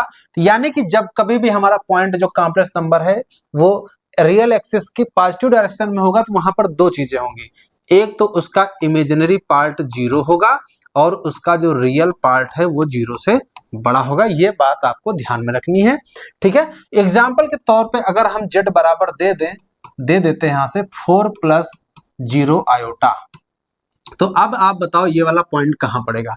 तो 4 कामा 0 यहां से मिलेगा तो ये हो गया 1, ये हो गया 2, ये हो गया 3 और ये हो गया 4। तो ये वाला पॉइंट आपका यहां से यहां तक, ओरिजिन से आप शुरू करोगे, इस ओरिजिन से यहां तक, यहां से यहां तक ये जो डिस्टेंस है ये आपकी ओपी कहलाएगी। ये हो गया 4 कामा 0। अब आप बताओ ये वाली लाइन एक्स अक्ष की पॉजिटिव डायरेक्शन से कितना एंगल बना रही, 0 एंगल बना रही, क्योंकि आपका प्रिंसिपल आर्गुमेंट जो होता है वो ग्रेटर देन माइनस पाई होता है, लेस देन और इक्वल टू आपका पाई होता है, तो इसके बीच में जीरो आता है। तो इस केस में जो हमारा प्रिंसिपल आर्गुमेंट होगा वो जीरो होगा, ये चीज ध्यान रखना, ठीक है। जब कभी भी पॉइंट आपका पॉजिटिव डायरेक्शन में एक्स एक्सिस पे पड़ेगा, ठीक है, यानी रियल एक्सिस की पॉजिटिव डायरेक्शन में पड़ेगा, तो उस केस में हमारा जो आर्गुमेंट होगा प्रिंसिपल आर्गुमेंट वो हमारा शून्य होगा, ये चीज ध्यान रखिएगा, ठीक ठीक। यहाँ पर क्वेश्चन कैसे कैसे मिलेंगे, जेड बराबर तमाम क्वेश्चन में लिखे देता हूं 3 plus 0 iota, 4 plus 0 iota, 5 plus 0 iota, है ना, ऐसे ऐसे लिखे होंगे। माइनस 9 ना लिखो, यहाँ पे लिखो, यहाँ 7 प्लस 0 आयोटा। ये सब जितने भी कॉम्प्लेक्स नंबर है इन सब में इमेजिनरी पार्ट जीरो और रियल पार्ट जीरो से बड़ा है, तो सबका जो आर्गुमेंट होगा प्रिंसिपल आर्गुमेंट जो होगा, यानी वो आपका जो है वो जीरो हो जाएगा, ठीक है, वो क्या हो जाएगा, जीरो हो जाएगा, ठीक है, ठीक है। याद रखना प्रिंसिपल आर्गुमेंट सबका क्या होगा, वो जीरो होगा, ये चीज ध्यान रखना है। तो केस कैसे समझाया आपको, केस आपको हमने ग्राफ से समझाया है, ठीक है।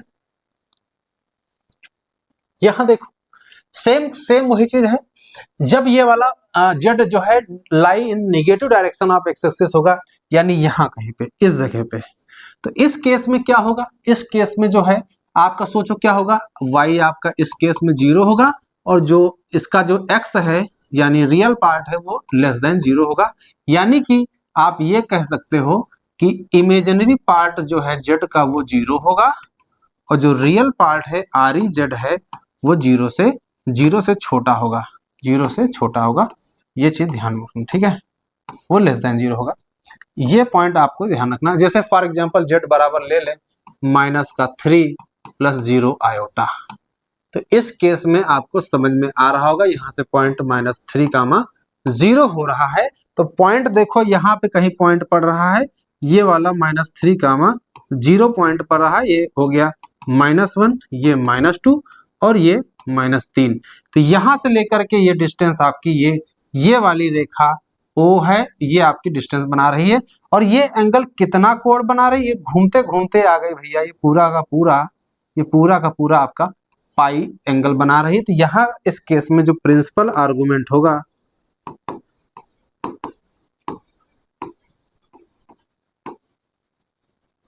प्रिंसिपल जो आर्गुमेंट होगा वो आपका सीधे सीधे पाई हो जाएगा। बहुत से लोगों को कंफ्यूजन होगा कि हम इधर से तो माइनस पाई ले सकते हैं, लेकिन भैया प्रिंसिपल आर्गुमेंट का जो रेंज होता है माइनस पाई से बड़ा होगा और पाई या पाई के बराबर होगा। ठीक है, माइनस पाई या पाई के बराबर या उससे छोटा होगा, पाई से बराबर होगा या पाई से छोटा होगा। ठीक है, तो यहाँ पर देखो आप जब इधर से लोगे तो इधर से पाई ले चुके हो, तो इधर से आप माइनस पाई नहीं ले सकते, दो दो चीज थोड़ी ले जाएगी। या तो आप इधर, या तो अगर आपने माइनस पाई ले लिया होता तो फिर पाई ना लेते। ठीक है, फिर पाई पर ओपन होगा तो फिर माइनस पाई पे क्लोज हो जाएगा। तो लेकिन ये इसका रेंज ही डिसाइड किया गया है, प्रिंसिपल आर्गुमेंट का एक ब्रांच है, इस ब्रांच के अंदर जो भी आएगी वही हमारा एंगल उस कॉम्प्लेक्स का प्रिंसिपल आर्गुमेंट कहलाएगा। तो यहाँ पर इस केस में प्रिंसिपल आर्गुमेंट आपका पाई होगा। तो याद रखो, जब कभी भी पॉइंट आपका एक्स अक्ष की पॉजिटिव डायरेक्शन में होगा तो zero principal argument, negative direction में होगा तो पाई आर्गुमेंट। याद रहेगा। चलिए, अगर याद है तो बहुत अच्छी बात है। इसका क्वेश्चन देखिए, ये आपका जीआईसी प्रवक्ता परीक्षा 2015 में क्वेश्चन आया था, बिल्कुल उसी आधार पर। तो देखो यहाँ क्या लिखा है, यदि z एक शुद्ध वास्तविक संख्या है, z क्या है, z जो x प्लस आई वाई है, ये आपका प्योर रियल नंबर है। क्या है, प्योर रियल। यहां देखो क्या लिखा है, प्योरली रियल, प्योर रियल है। क्या है, प्योर रियल है, तो इसका मतलब है y जीरो होगा।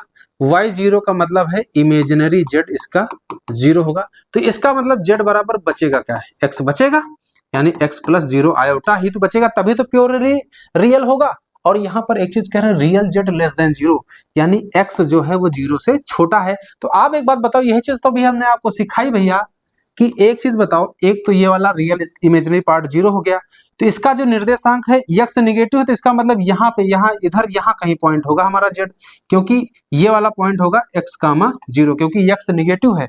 तो इस केस में भैया ये तो हमने आपको बताया है, इसका जो थीटा होगा वो पाई होगा। तो सीधे सीधे इसका D is the correct answer हो जाएगा, यानी पाई रेडियन इसका प्रिंसिपल आर्गुमेंट हो जाएगा। तो क्वेश्चन में यही तो बताना था, आसान था, जीआईसी प्रवक्ता परीक्षा 2015 में क्वेश्चन आया था। ठीक है, सेम क्वेश्चन अब हम पढ़ते हैं वाई एक्सिस के लिए। तो positive direction of Y axis, यानी एक्स अक्ष के ऊपर, यानी ये वाली डायरेक्शन में अगर यहाँ कहीं पॉइंट हो, यहाँ कहीं पॉइंट हो जेड, ठीक है, तो जेड बराबर, तो अब एक बताओ, अगर हमारा इस अक्ष पर, वाई अक्ष पर होगा, तो इस केस में जानते हो क्या होगा, इस केस में एक्स जीरो होगा और वाई जीरो से बड़ा होगा, यानी कि R E Z real part हमारा जीरो होगा इस बार, और इमेजिनरी जेड जो है वो जीरो से बड़ा होगा। यही बात तो यहाँ पर बोली गई है। एग्जाम्पल देखना चाहो तो जेड बराबर ले सकते हो 0 प्लस 3 आयोटा। तो यहाँ से जो पॉइंट मिलेगा वो 0 कामा 3 मिलेगा। तो ये कहां पर लाई कर रहा है, positive direction of imaginary axis. ठीक है, positive direction of imaginary axis, यहां पर चीज ध्यान रखना। ठीक है, तो इसके बाद क्या करना है, ये चीज समझ में आ गई। तो यहां पर इसका मतलब है, ये आपका हो गया 1, ये 1, ये आपका 2 और ये आपका 3 हो गया। तो ये वाला पॉइंट हो गया 0 कामा 3 हो गया। यहां तक आपको क्लियर हो गया होगा। थोड़ा सा आप सोचो, यहां से शुरू होकर के कितना एंगल घुमा होगा भाई, ये वाली हमारी रेखा ये एंगल कितना बना रही है, 90, यानी π/2 कह सकते हो। तो π/2 यानी इस स्थिति में जो हमारा प्रिंसिपल आर्गुमेंट होगा, प्रिंसिपल आर्गुमेंट जो होगा वो π/2 होगा। ये चीज ध्यान रखना। ठीक है, आसान है। यक्स यहां पर देखो, इधर होगा तो 0, इधर होगा तो पाई, ऊपर होगा तो π/2, नीचे होगा तो माइनस π/2। आप यहां पर अगर कहीं पॉइंट हो तो माइनस π/2 होगा, तो इसे ध्यान रखना। इस तरह का क्वेश्चन और भी आ जाए, यहां पर इससे मत घबराना कि यहाँ 3 दिया, यहाँ 5, 10, 20, 50, 100 कुछ भी हो आई का गुणांक, बस पॉजिटिव हो। तो सबके लिए आपका जो आर्गुमेंट होगा, प्रिंसिपल आर्गुमेंट, वो π/2 ही रहेगा। ये चीज ध्यान रखना। ठीक है, क्वेश्चन देखिए, इंपॉर्टेंट क्वेश्चन है ये इस तरह के क्वेश्चन एग्जाम में पूछे जा सकते हैं, इसलिए क्वेश्चन हमने यहाँ रखा हुआ है। लिखा है Z with a purely imaginary number. अगर प्योरली इमेजिनरी है भैया, जेड बराबर, अगर एक्स प्लस आई वाई कोई हमारा कॉम्प्लेक्स नंबर है, अगर ये प्योरली इमेजिनरी है तो एक्स बराबर 0 होना चाहिए, यानी रियल पार्ट इसका आर ई जेड जो है वो 0 होना चाहिए। और इसका इन्होंने और क्या लिखा है, इमेजिनरी जेड, यानी इमेजिनरी जेड जो है, और इमेजिनरी जेड है क्या इसका, y है वो क्या दे रखे हैं, 0 से बड़ा दे रखे हैं। तो एक ही बात तो समझ में आ रही है भैया, इसका जो इमेजिनरी पार्ट है यहाँ कहीं y होगा, 0 कामा y होगा, क्योंकि y ग्रेटर देन 0 है। तो ये वाली डिस्टेंस ये आपकी OP हो जाएगी, और ये एंगल कितना बना रही है, π/2। तो प्रिंसिपल आर्गुमेंट हमारा सीधे सीधे B इसका करेक्ट आंसर हो जाएगा, ये आपका आंसर सही हो जाएगा। तो ऐसे क्वेश्चन को करना है, ठीक है। क्वेश्चन में कोई बड़ी चीज नहीं है, समझना है। तो आंसर इसका क्या हो जाएगा, आप देख सकते हो आंसर इसका बी करेक्ट हो गया। तो ऐसे क्वेश्चन को किया जाएगा, ठीक है। चलिए आगे देखते हैं। ये इस क्वेश्चन को देखिए, इस क्वेश्चन को कैसे करेंगे, इस क्वेश्चन को कैसे हल किया जाएगा मैं आपको समझाता हूं। सबसे पहले ये राजस्थान टीजीटी 2015 में क्वेश्चन आया था।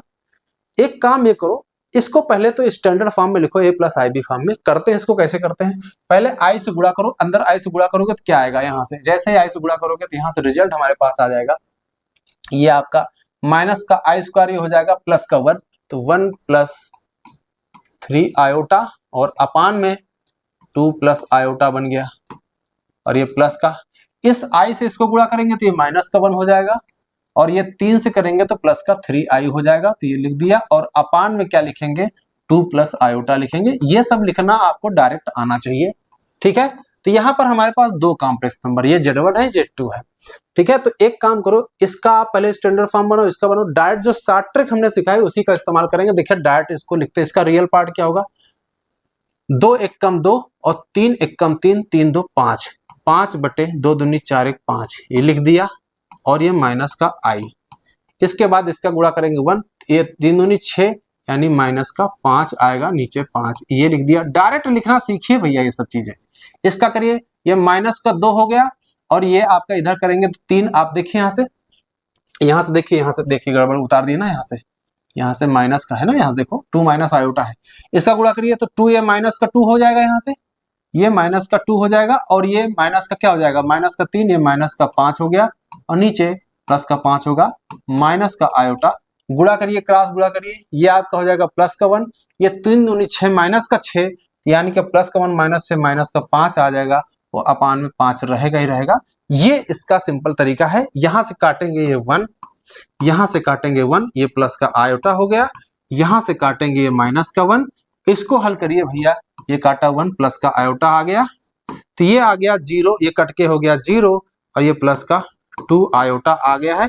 सिंपल से ये क्वेश्चन हमारा बन गया है।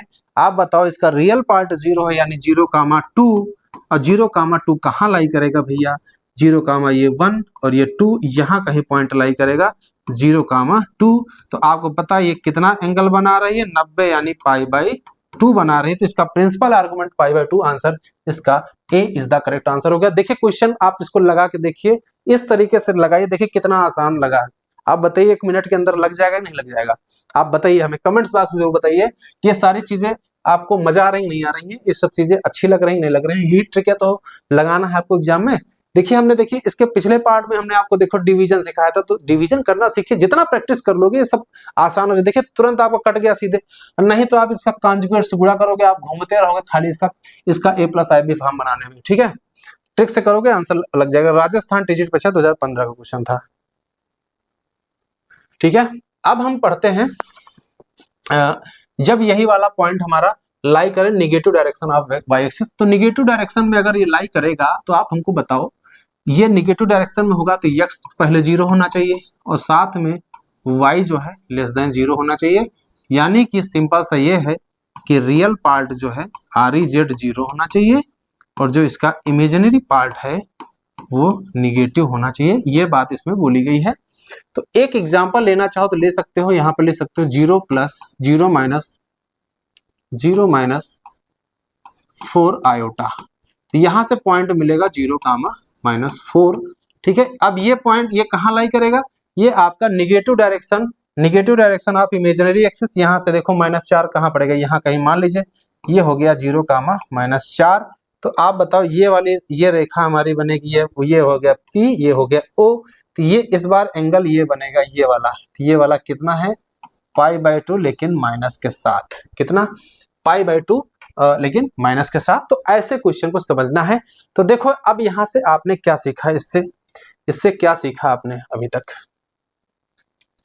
आप हमको बताइएगा इससे क्या सीखा। चलिए एक लाइन में हम रिवीजन करा देते हैं एक ही ग्राफ में।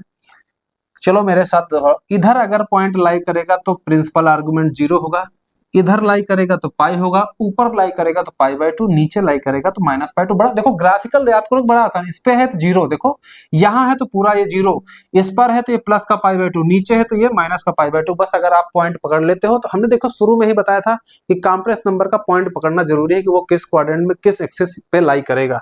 ठीक है,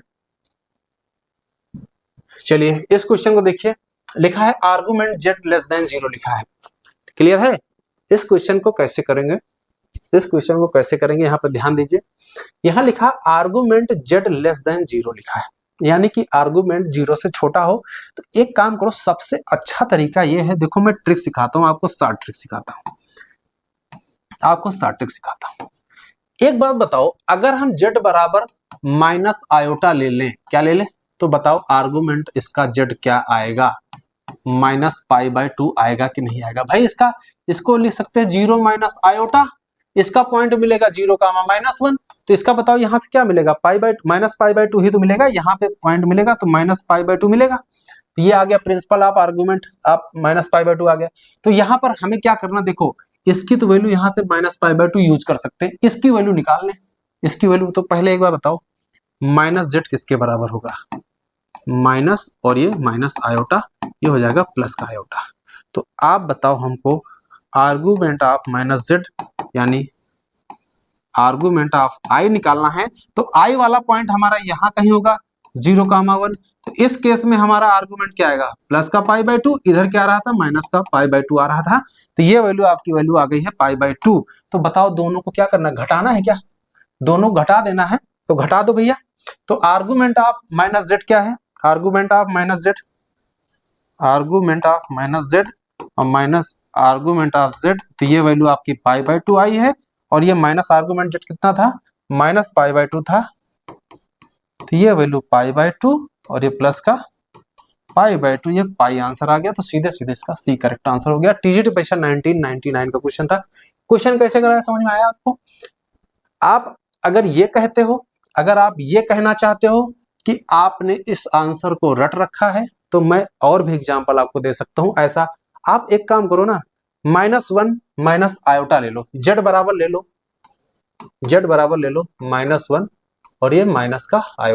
तो बताओ इसका आर्गुमेंट क्या आएगा, आर्गुमेंट z क्या आएगा, इसका आर्गुमेंट z निकालोगे π/4 पहले निकलेगा, पहले क्या निकलेगा, π/4 निकलेगा। तो यहां से आप बताओ, इधर से आर्गुमेंट निकाल लो इसका, तो π/4 निकलेगा। तो अब आप बताओ इसका π - π/3π/4 यानी माइनस का 3π/4 आएगा कि नहीं, आर्गुमेंट z आएगा।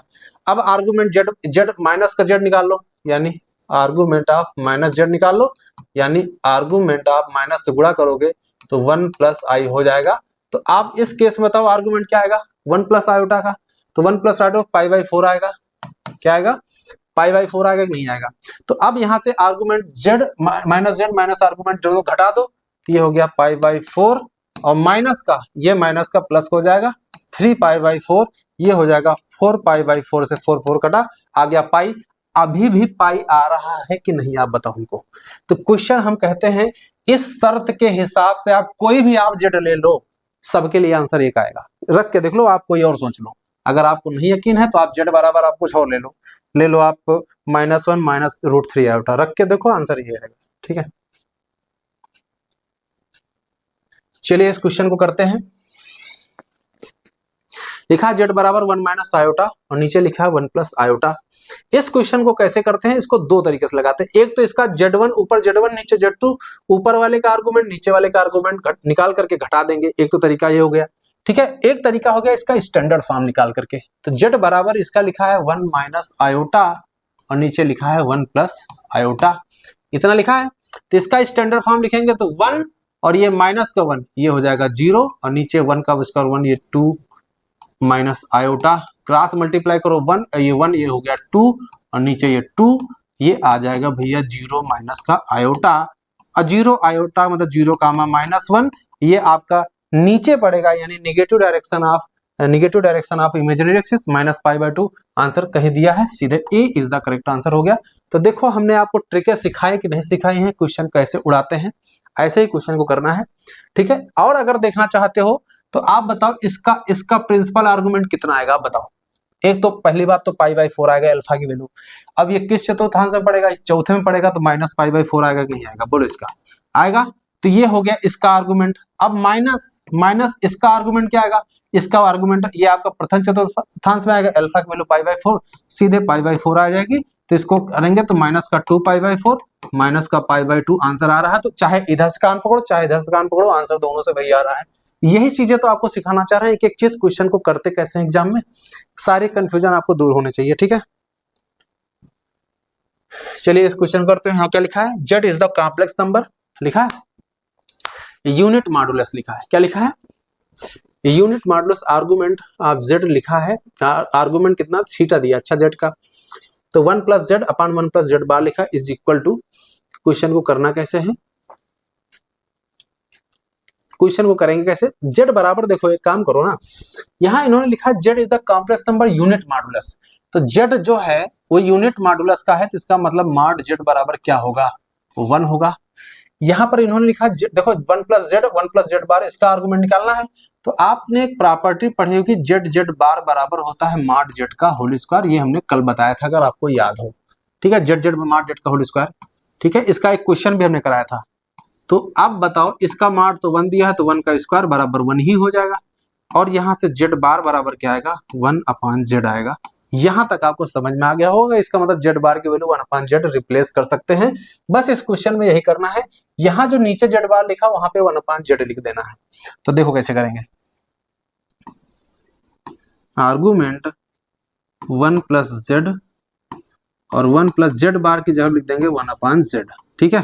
बस इसको आप हल कर लीजिए, इसको लिखिए, ये हल करेंगे तो नीचे ऊपर हो जाएगा 1 + z, और नीचे जब एलसीएम लेंगे तो ये हो जाएगा, नीचे भी 1 + z हो जाएगा और अपान में z, क्लियर है, ये दोनों कट जाएगा, तो ये आ जाएगा आर्गुमेंट ऑफ z, क्या आ जाएगा, आर्गुमेंट ऑफ z। और यहाँ पर देखो z complex number unit modulus, और आर्गुमेंट z का कितना है, थीटा है, और आर्गुमेंट z कितना है, थीटा है। तो आंसर सीधे सीधे इसका सी इज द करेक्ट आंसर हो जाएगा। टीजीटी परीक्षा 2021 क्वेश्चन था, क्वेश्चन में बहुत बड़ी चीज नहीं था, एकदम आसान क्वेश्चन था, प्रैक्टिस आप करते जाइए, आपको चीजें समझ में आएंगी। मेन इंपॉर्टेंट रिजल्ट, इस रिजल्ट को देखिए, इस रिजल्ट को हम प्रूफ नहीं करेंगे, प्रूफ बहुत आसान है, इसका पोलर फॉर्म में करके कर सकते हैं, ठीक है, लेकिन हम आपको रिजल्ट याद करा देते हैं। देखो यहाँ पे लिखा गया है, z1 + z2 का मॉड का होल स्क्वायर लिखा है mod of z1 square plus mod of z2 square plus 2 mod of z1 z2 cos θ1 - θ2। θ1 क्या है ये आप पकड़ो, θ1 जो है आर्गुमेंट ऑफ z1 है, θ2 क्या है, आर्गुमेंट ऑफ z2 है, ठीक है। ये दोनों रिजल्ट सेम है, इसी से ये आया है, सेम चीज लिखा होगा, बस यहाँ पे क्या लिखा होगा, 2re z1 z2 बार लिखा है, इसकी जगह पर पूरे की जगह पर आ जाता है 2re z1 z2 बार, ये बाकी बिल्कुल सेम है, ठीक है। ये रिजल्ट याद रखना है आपको, ठीक है। इसके बाद ये रिजल्ट देखो, ये क्वेश्चन 2002 में आया है, 2009 में आया है, पीजीटी और टीजीटी में आया है, बिल्कुल उसी क्वेश्चन पे आधारित है।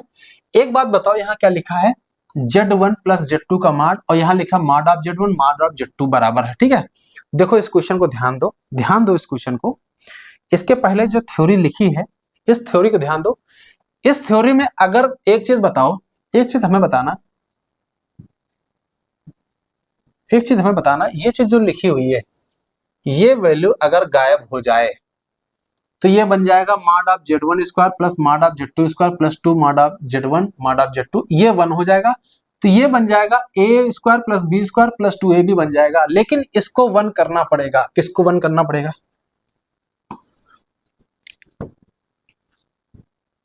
समझना इसको क्या लिखे हैं, इसको 1 करना पड़ेगा, किसको, cos θ1 - θ2 बराबर 1 करना पड़ेगा। तो रिजल्ट हमारे पास क्या आएगा, रिजल्ट हमारे पास देखो क्या आएगा, इसको देखो,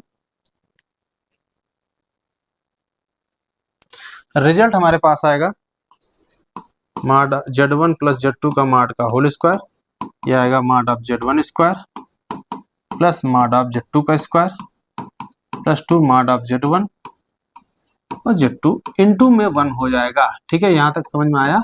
ये रिजल्ट हो जाएगा mod of Z1 plus mod of Z2 का होल स्क्वायर। इधर क्या लिखा है, Z1 प्लस Z2 का मॉड का होल स्क्वायर, दोनों तरफ स्क्वायर लगा है, तुलना करने पे मॉड Z1 प्लस Z2 का जो मॉड है वो आ जाएगा Z1 मॉड और प्लस Z2 मॉड। ठीक है, यहां तक समझ में आया। अच्छा, ये रिजल्ट आया है, इस रिजल्ट को देखो और इस क्वेश्चन को देखो। Z1 प्लस Z2 का मॉड बराबर Z1 mod plus Z2 mod लिखा है। ये रिजल्ट कब आया, आप बताओ। ये रिजल्ट कब आया, जब cos θ1 माइनस θ2 की वैल्यू 1 करनी पड़ी। आप बताओ cos का मान 1 कब होता है, cos थीटा का मान कब होता है, जब थीटा बराबर क्या होगा, यानी θ1 θ2 बराबर क्या हो, cos 0 का मान ही तो 1 होता है। तो अब आप बताओ θ1 माइनस θ2 बराबर 0 आ गया है, और θ1 क्या है, आर्गुमेंट ऑफ Z1, और θ2 क्या है, आर्गुमेंट ऑफ Z2। इसका मतलब है argument of Z1 minus argument of Z2 बराबर 0 होना चाहिए कि नहीं होना चाहिए। तो क्वेश्चन में समझ में आ गया होगा, argument of Z1 minus argument of Z2 बराबर क्या होगा, सी is the correct answer.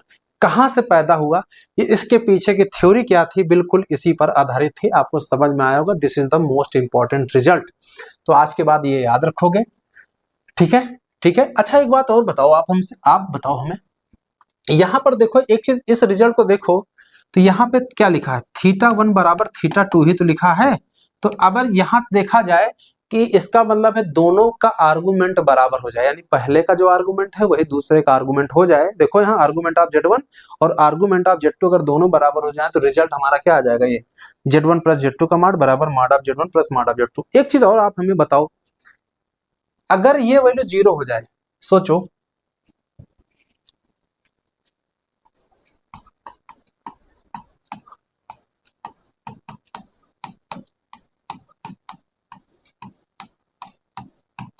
2 mod of Z1 mod of Z2 cos θ1 minus θ2।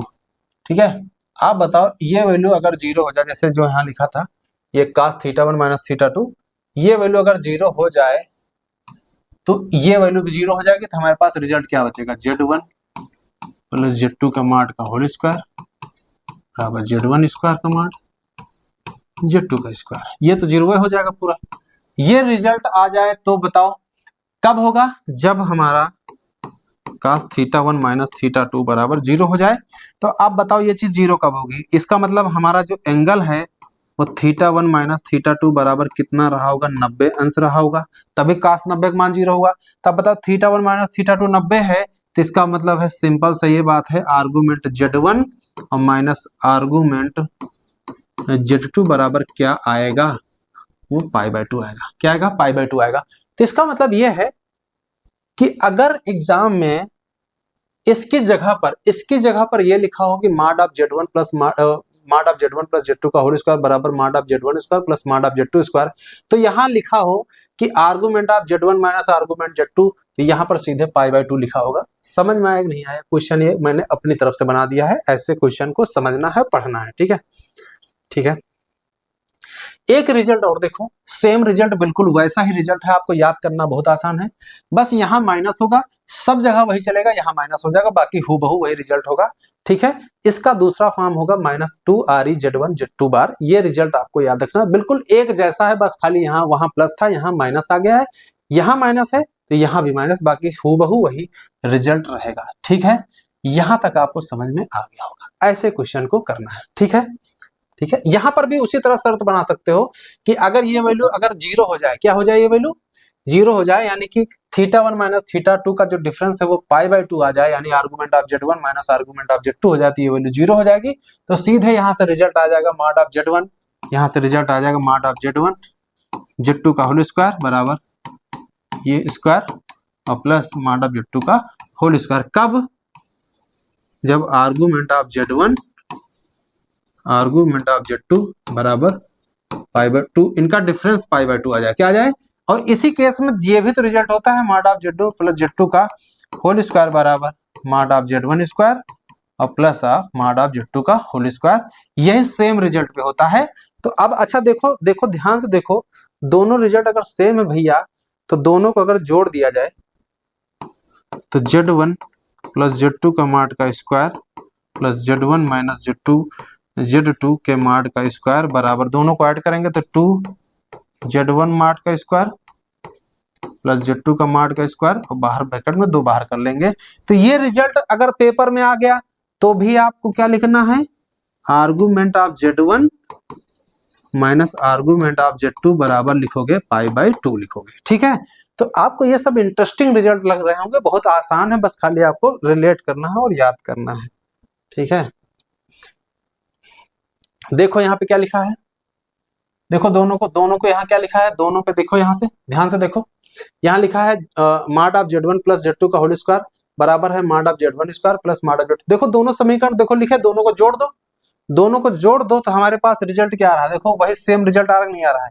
इसका मतलब देखो इससे क्या निकल के आ रहा है, इसका मतलब ये है कि आपका Z1 Z2 कुछ भी हो, ये रिजल्ट हमेशा, ये तो हमने यहाँ पे पर्टिकुलर आपको दिखा दिया था, यहाँ पे केस बना दिया था, लेकिन केस की जरूरत नहीं थी, केस की जरूरत नहीं थी, दोनों वैसे भी कट जा रहे हैं। देखो यहाँ पे ये दोनों सीधे सीधे कैंसिल हो जा रहे हैं। देखो एक प्लस का और दूसरा माइनस का है, तो सीधे ये दोनों जुड़ गए, 2Z1 स्क्वायर माड Z1 का होल स्क्वायर, ये 2 माड Z2 का होल स्क्वायर, और यहाँ पर ये दोनों इधर राइट साइड में। तो ये रिजल्ट भी आपको याद रखना, ठीक है, आसान था, इसमें कोई बड़ी चीज नहीं थी। ये तो हमने आपको शुरू में ही बता दिया था, इसको याद कर लीजिएगा, नोट कर लीजिए सारी चीजें, इसका स्क्रीनशॉट ले लीजिए। चलिए अब हम कॉम्प्लेक्स नंबर का जो पहला फॉर्म था ज्योमेट्रिकल रिप्रेजेंटेशन, अब हम पढ़ते हैं ट्रिग्नोमेट्रिक फॉर्म ऑफ या पोलर फॉर्म पढ़ते हैं किसी भी कॉम्प्लेक्स नंबर का। तो एक चीज आप समझिए कि जैसे z बराबर हमारे पास x प्लस आई वाई लिखा है, ठीक है, तो आपने पढ़ा होगा ये आपका x है, ये क्या है y, और ये आपका थीटा है। ठीक है, तो इस त्रिभुज में आप बताओ, अगर हम आपसे कहें साइन थीटा बराबर क्या होगा, साइन थीटा बराबर, अच्छा एक चीज बताओ, यहाँ पे जो r लिखा है इसको समझिएगा, z बराबर r cos theta plus i sin theta लिखा है, ये जो r है ये आपका मॉड z है, ध्यान रखना, ये आपका r है, ये r है। तो cos थीटा बराबर क्या होगा, यहाँ sin थीटा बराबर लंब बटे कड़ यानी y अपॉन r हो जाएगा। ठीक है, तो यहाँ से एक चीज बताओ, y बराबर हो जाएगा r sin थीटा, हुआ कि नहीं हुआ। सिमिलरली इसी तरह से cos थीटा बराबर क्या होगा, आधार बटे कण यानी x बाई r हो जाएगा। तो सीधे सीधे यहाँ से x बराबर हो जाएगा r cos थीटा। तो एक चीज बताओ, z बराबर हमारे पास क्या लिखा है, x प्लस आई वाई, x की वैल्यू भैया रख दो r cos थीटा प्लस आई r sin थीटा, यहाँ से r ले लो कॉमन, तो ब्रैकेट में बचेगा cos theta plus i sin theta. ठीक है, ये आपका z आ जाएगा। और याद रखना भैया, यहाँ पे जो r लिखा है, दोनों चीज ध्यान रखना, ये रिजल्ट याद रखना, ये जो r है ये आपका मॉड z है, मॉड z है यानी under root X square plus Y square, और ये थीटा है ये आपका है आर्गुमेंट ऑफ z, या सिंपल सा प्रिंसिपल आर्गुमेंट कह सकते हो, प्रिंसिपल आर्गुमेंट ऑफ z है या आर्गुमेंट ऑफ z, ऐसे याद रखना है। इसका जो जनरल फॉर्म होता है, लिखना चाहो तो जनरल फॉर्म भी इसका होता है, वो भी आप लिख लो, जनरल फॉर्म ये भी लिख सकते हो, z बराबर अगर हमारे पास लिखा है r in bracket cos theta plus i sin theta, तो यहाँ से इसको लिख सकते हो r cos थीटा, यहाँ से लिख सकते हो 2r pi plus theta plus i sin 2r pi plus theta. ये याद रखना है, जनरल फॉर्म में होता है, पोलर फॉर्म में कन्वर्ट करने का, यही इसका पोलर फॉर्म होता है, व्यापक रूप, ये इसका स्टैंडर्ड फॉर्म है। ठीक है, तो ज्यादातर आपको यही चलेगा, इसका भी इस्तेमाल हम आपको दिखाएंगे कैसे होते हैं, सब आगे चीजें सब धीरे धीरे आपको समझ में आएंगी। ठीक है, इस क्वेश्चन को देखिए, इस क्वेश्चन को कैसे करेंगे, इसका ध्रुवीय रूप लिखना है। तो सबसे पहले आप बताओ, इसका ध्रुवीय रूप जो होता है r इन ब्रैकेट में cos theta plus i sin theta, इसी को हम पोलर फॉर्म बोलते हैं, इसको ध्रुवीय रूप या पोलर फॉर्म बोलते हैं। ठीक है, तो r जो है सबसे पहले इसका बताओ, r मॉड z क्या होगा, तो मॉड z का मतलब है अंडर रियल पार्ट का स्क्वायर इमेजिनरी पार्ट का स्क्वायर। एक काम करो, इसको स्टैंडर्ड फॉर्म में लिखो, तो इसको लिख सकते हो -1 और ये माइनस का √3 आयोटा लिख सकते हो भाई, ये 3 -1 आयोटा बन जाएगा, तो ये हो गया। तो यानी यहाँ पर मॉड निकालेंगे तो -1 का स्क्वायर और प्लस माइनस रूट 3 का स्क्वायर, सीधे सीधे 4 यानी 2 आ जाएगा। तो 1 + 3 ये वैल्यू 4 यानी 2 आ जाएगा। तो एक चीज तो ये क्लियर है, देखो इसीलिए बाहर सब में, क्योंकि यहाँ पर देखो मार्ट जेड बराबर ब्रैकेट में आर लगा ना, तो इसी वजह से सब में 2 लटका है। लेकिन थीटा निकालना बड़ा इंपॉर्टेंट है। एक बात बताओ, ये पॉइंट कहाँ पड़ेगा? -1 माइनस रूट 3, ये आपका तीसरे चतुर्थांश में पड़ेगा। तो पहले तो अल्फा निकाल लो, tan अल्फा सिखाया नहीं y/x मार्ट में, तो y/x करो तो ये हो जाएगा माइनस का √3 अपान -1, ये आ जाएगा √3। तो अल्फा की वैल्यू सीधे सीधे पाई/3 यानी 60 अंश आ गई है। तो प्रिंसिपल आर्गुमेंट यहाँ से थीटा बराबर आपको पता है अल्फा माइनस पाई होता है। तो अल्फा की वैल्यू है पाई/3 और माइनस पाई, ये आ गया माइनस का 2π/3। ये अल्फा थीटा की वैल्यू आ गई है। अब यहाँ पे आपके पास सूत्र दे रखा हुआ, सूत्र में रखो। तो जेड बराबर यहाँ से लिखा है, आर की जगह पर लिख देंगे यहाँ से 2 और ब्रैकेट में कास का माइनस का 2π/3 और प्लस का आई साइन माइनस का 2π/3। आंसर मिलाओ, आंसर 2π/3 देखो सम में दिया है। देखो यहाँ नहीं 2π/3 हटा दो, यहाँ भी नहीं हटा दो, इन दोनों में बचा। तो इन दोनों में कौन सा आंसर सही होगा? देखो यहाँ पे minus theta cos minus theta cos theta ही होता है, तो माइनस का कोई मतलब ही नहीं। यहाँ से सीधे सीधे रिजल्ट आपका आ जाएगा, सीधे सीधे रिजल्ट आपका आ जाएगा, सीधे सीधे रिजल्ट आ जाएगा 2 इन ब्रैकेट cos 2π/3। यहाँ से माइनस बाहर हो जाएगा, माइनस का आई साइन 2π/3। तो ये दिखा दे रहे हैं हम आंसर आपको, सीधे सीधे a is the correct answer हो जाएगा। तो सिंपल है, टीजीटी परीक्षा 2016 का क्वेश्चन था, एकदम पोलर फॉर्म पर आधारित था। इस क्वेश्चन को देखिए, इस क्वेश्चन को कैसे करेंगे? देखिए यहाँ पर एक ऊपर कॉम्प्लेक्स नंबर दे रखा हुआ और एक नीचे दे रखा हुआ है, क्लियर है? तो पहली चीज तो आप बताओ, इसका हमें चाहिए, देखो ये हम जेड मान ले तो आर इन ब्रैकेट में cos theta plus I sine theta निकालना है। तो आर इसका माड निकालना है। तो देखो याद करो, Z1 है ऊपर और नीचे Z2 है। अगर इस पूरे का माड निकालना है भैया, तो माड Z1 अपान माड Z2, ये अलग अलग होता कि नहीं होता है? तो इसका माड क्या आ जाएगा? इसका माड √2 आ जाएगा, है ना? इसका माड निकालोगे तो sine square theta plus cos square theta plus sine square theta, ये 1 आ जाएगा। तो सीधे √2 आ रहा है, तो आर की वैल्यू तो यहाँ पे √2 लिख देंगे। समझ में आया?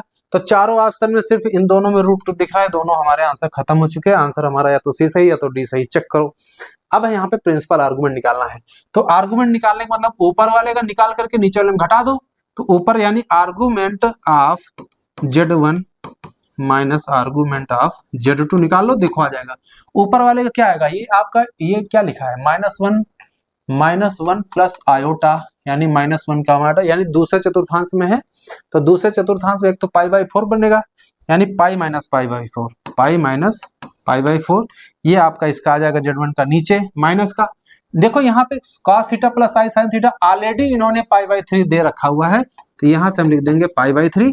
इसको हल कर लीजिए, 3π/4 और माइनस π/3, ये नीचे हो जाएगा 12, ऊपर हो जाएगा 3 दूनी 6π, 9π हो जाएगा ये, और माइनस का 4π, ये हो जाएगा 5π/12। 5π/12 यहाँ से सीधे सीधे आपका देखो दिख रहा है। तो थीटा की वैल्यू आ गई 5π/12 प्लस आई साइन 5π/12। आंसर सीधे सीधे इसका D is the correct answer, यानी cos 5π/12 आई साइन 5π/12। ये यूके पीसीएस लेक्चरर मेंस 2020 का क्वेश्चन था। कैसे क्वेश्चन को किया? देखो क्वेश्चन बहुत आसान था, बस आपको प्रोसेस सीखना है, क्वेश्चन को करते कैसे हैं, ठीक है। अगला है यूलेरियन फॉर्म कैसे निकालते हैं किसी कॉम्प्लेक्स नंबर का, तो ये आपको याद रखना है।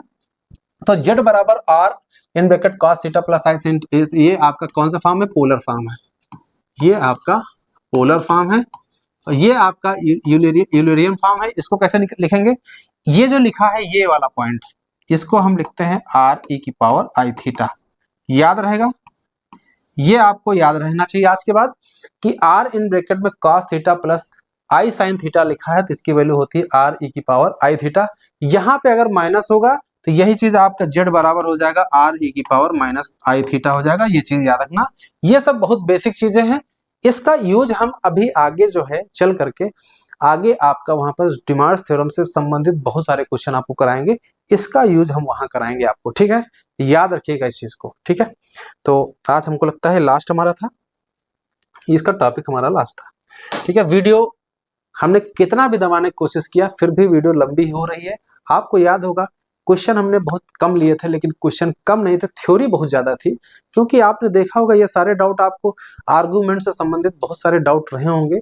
आपने पूरा वीडियो देखा होगा तो आपको मजा जरूर आएगा। कमेंट्स बॉक्स में जरूर आप बताइए, अपनी राय जरूर दीजिए।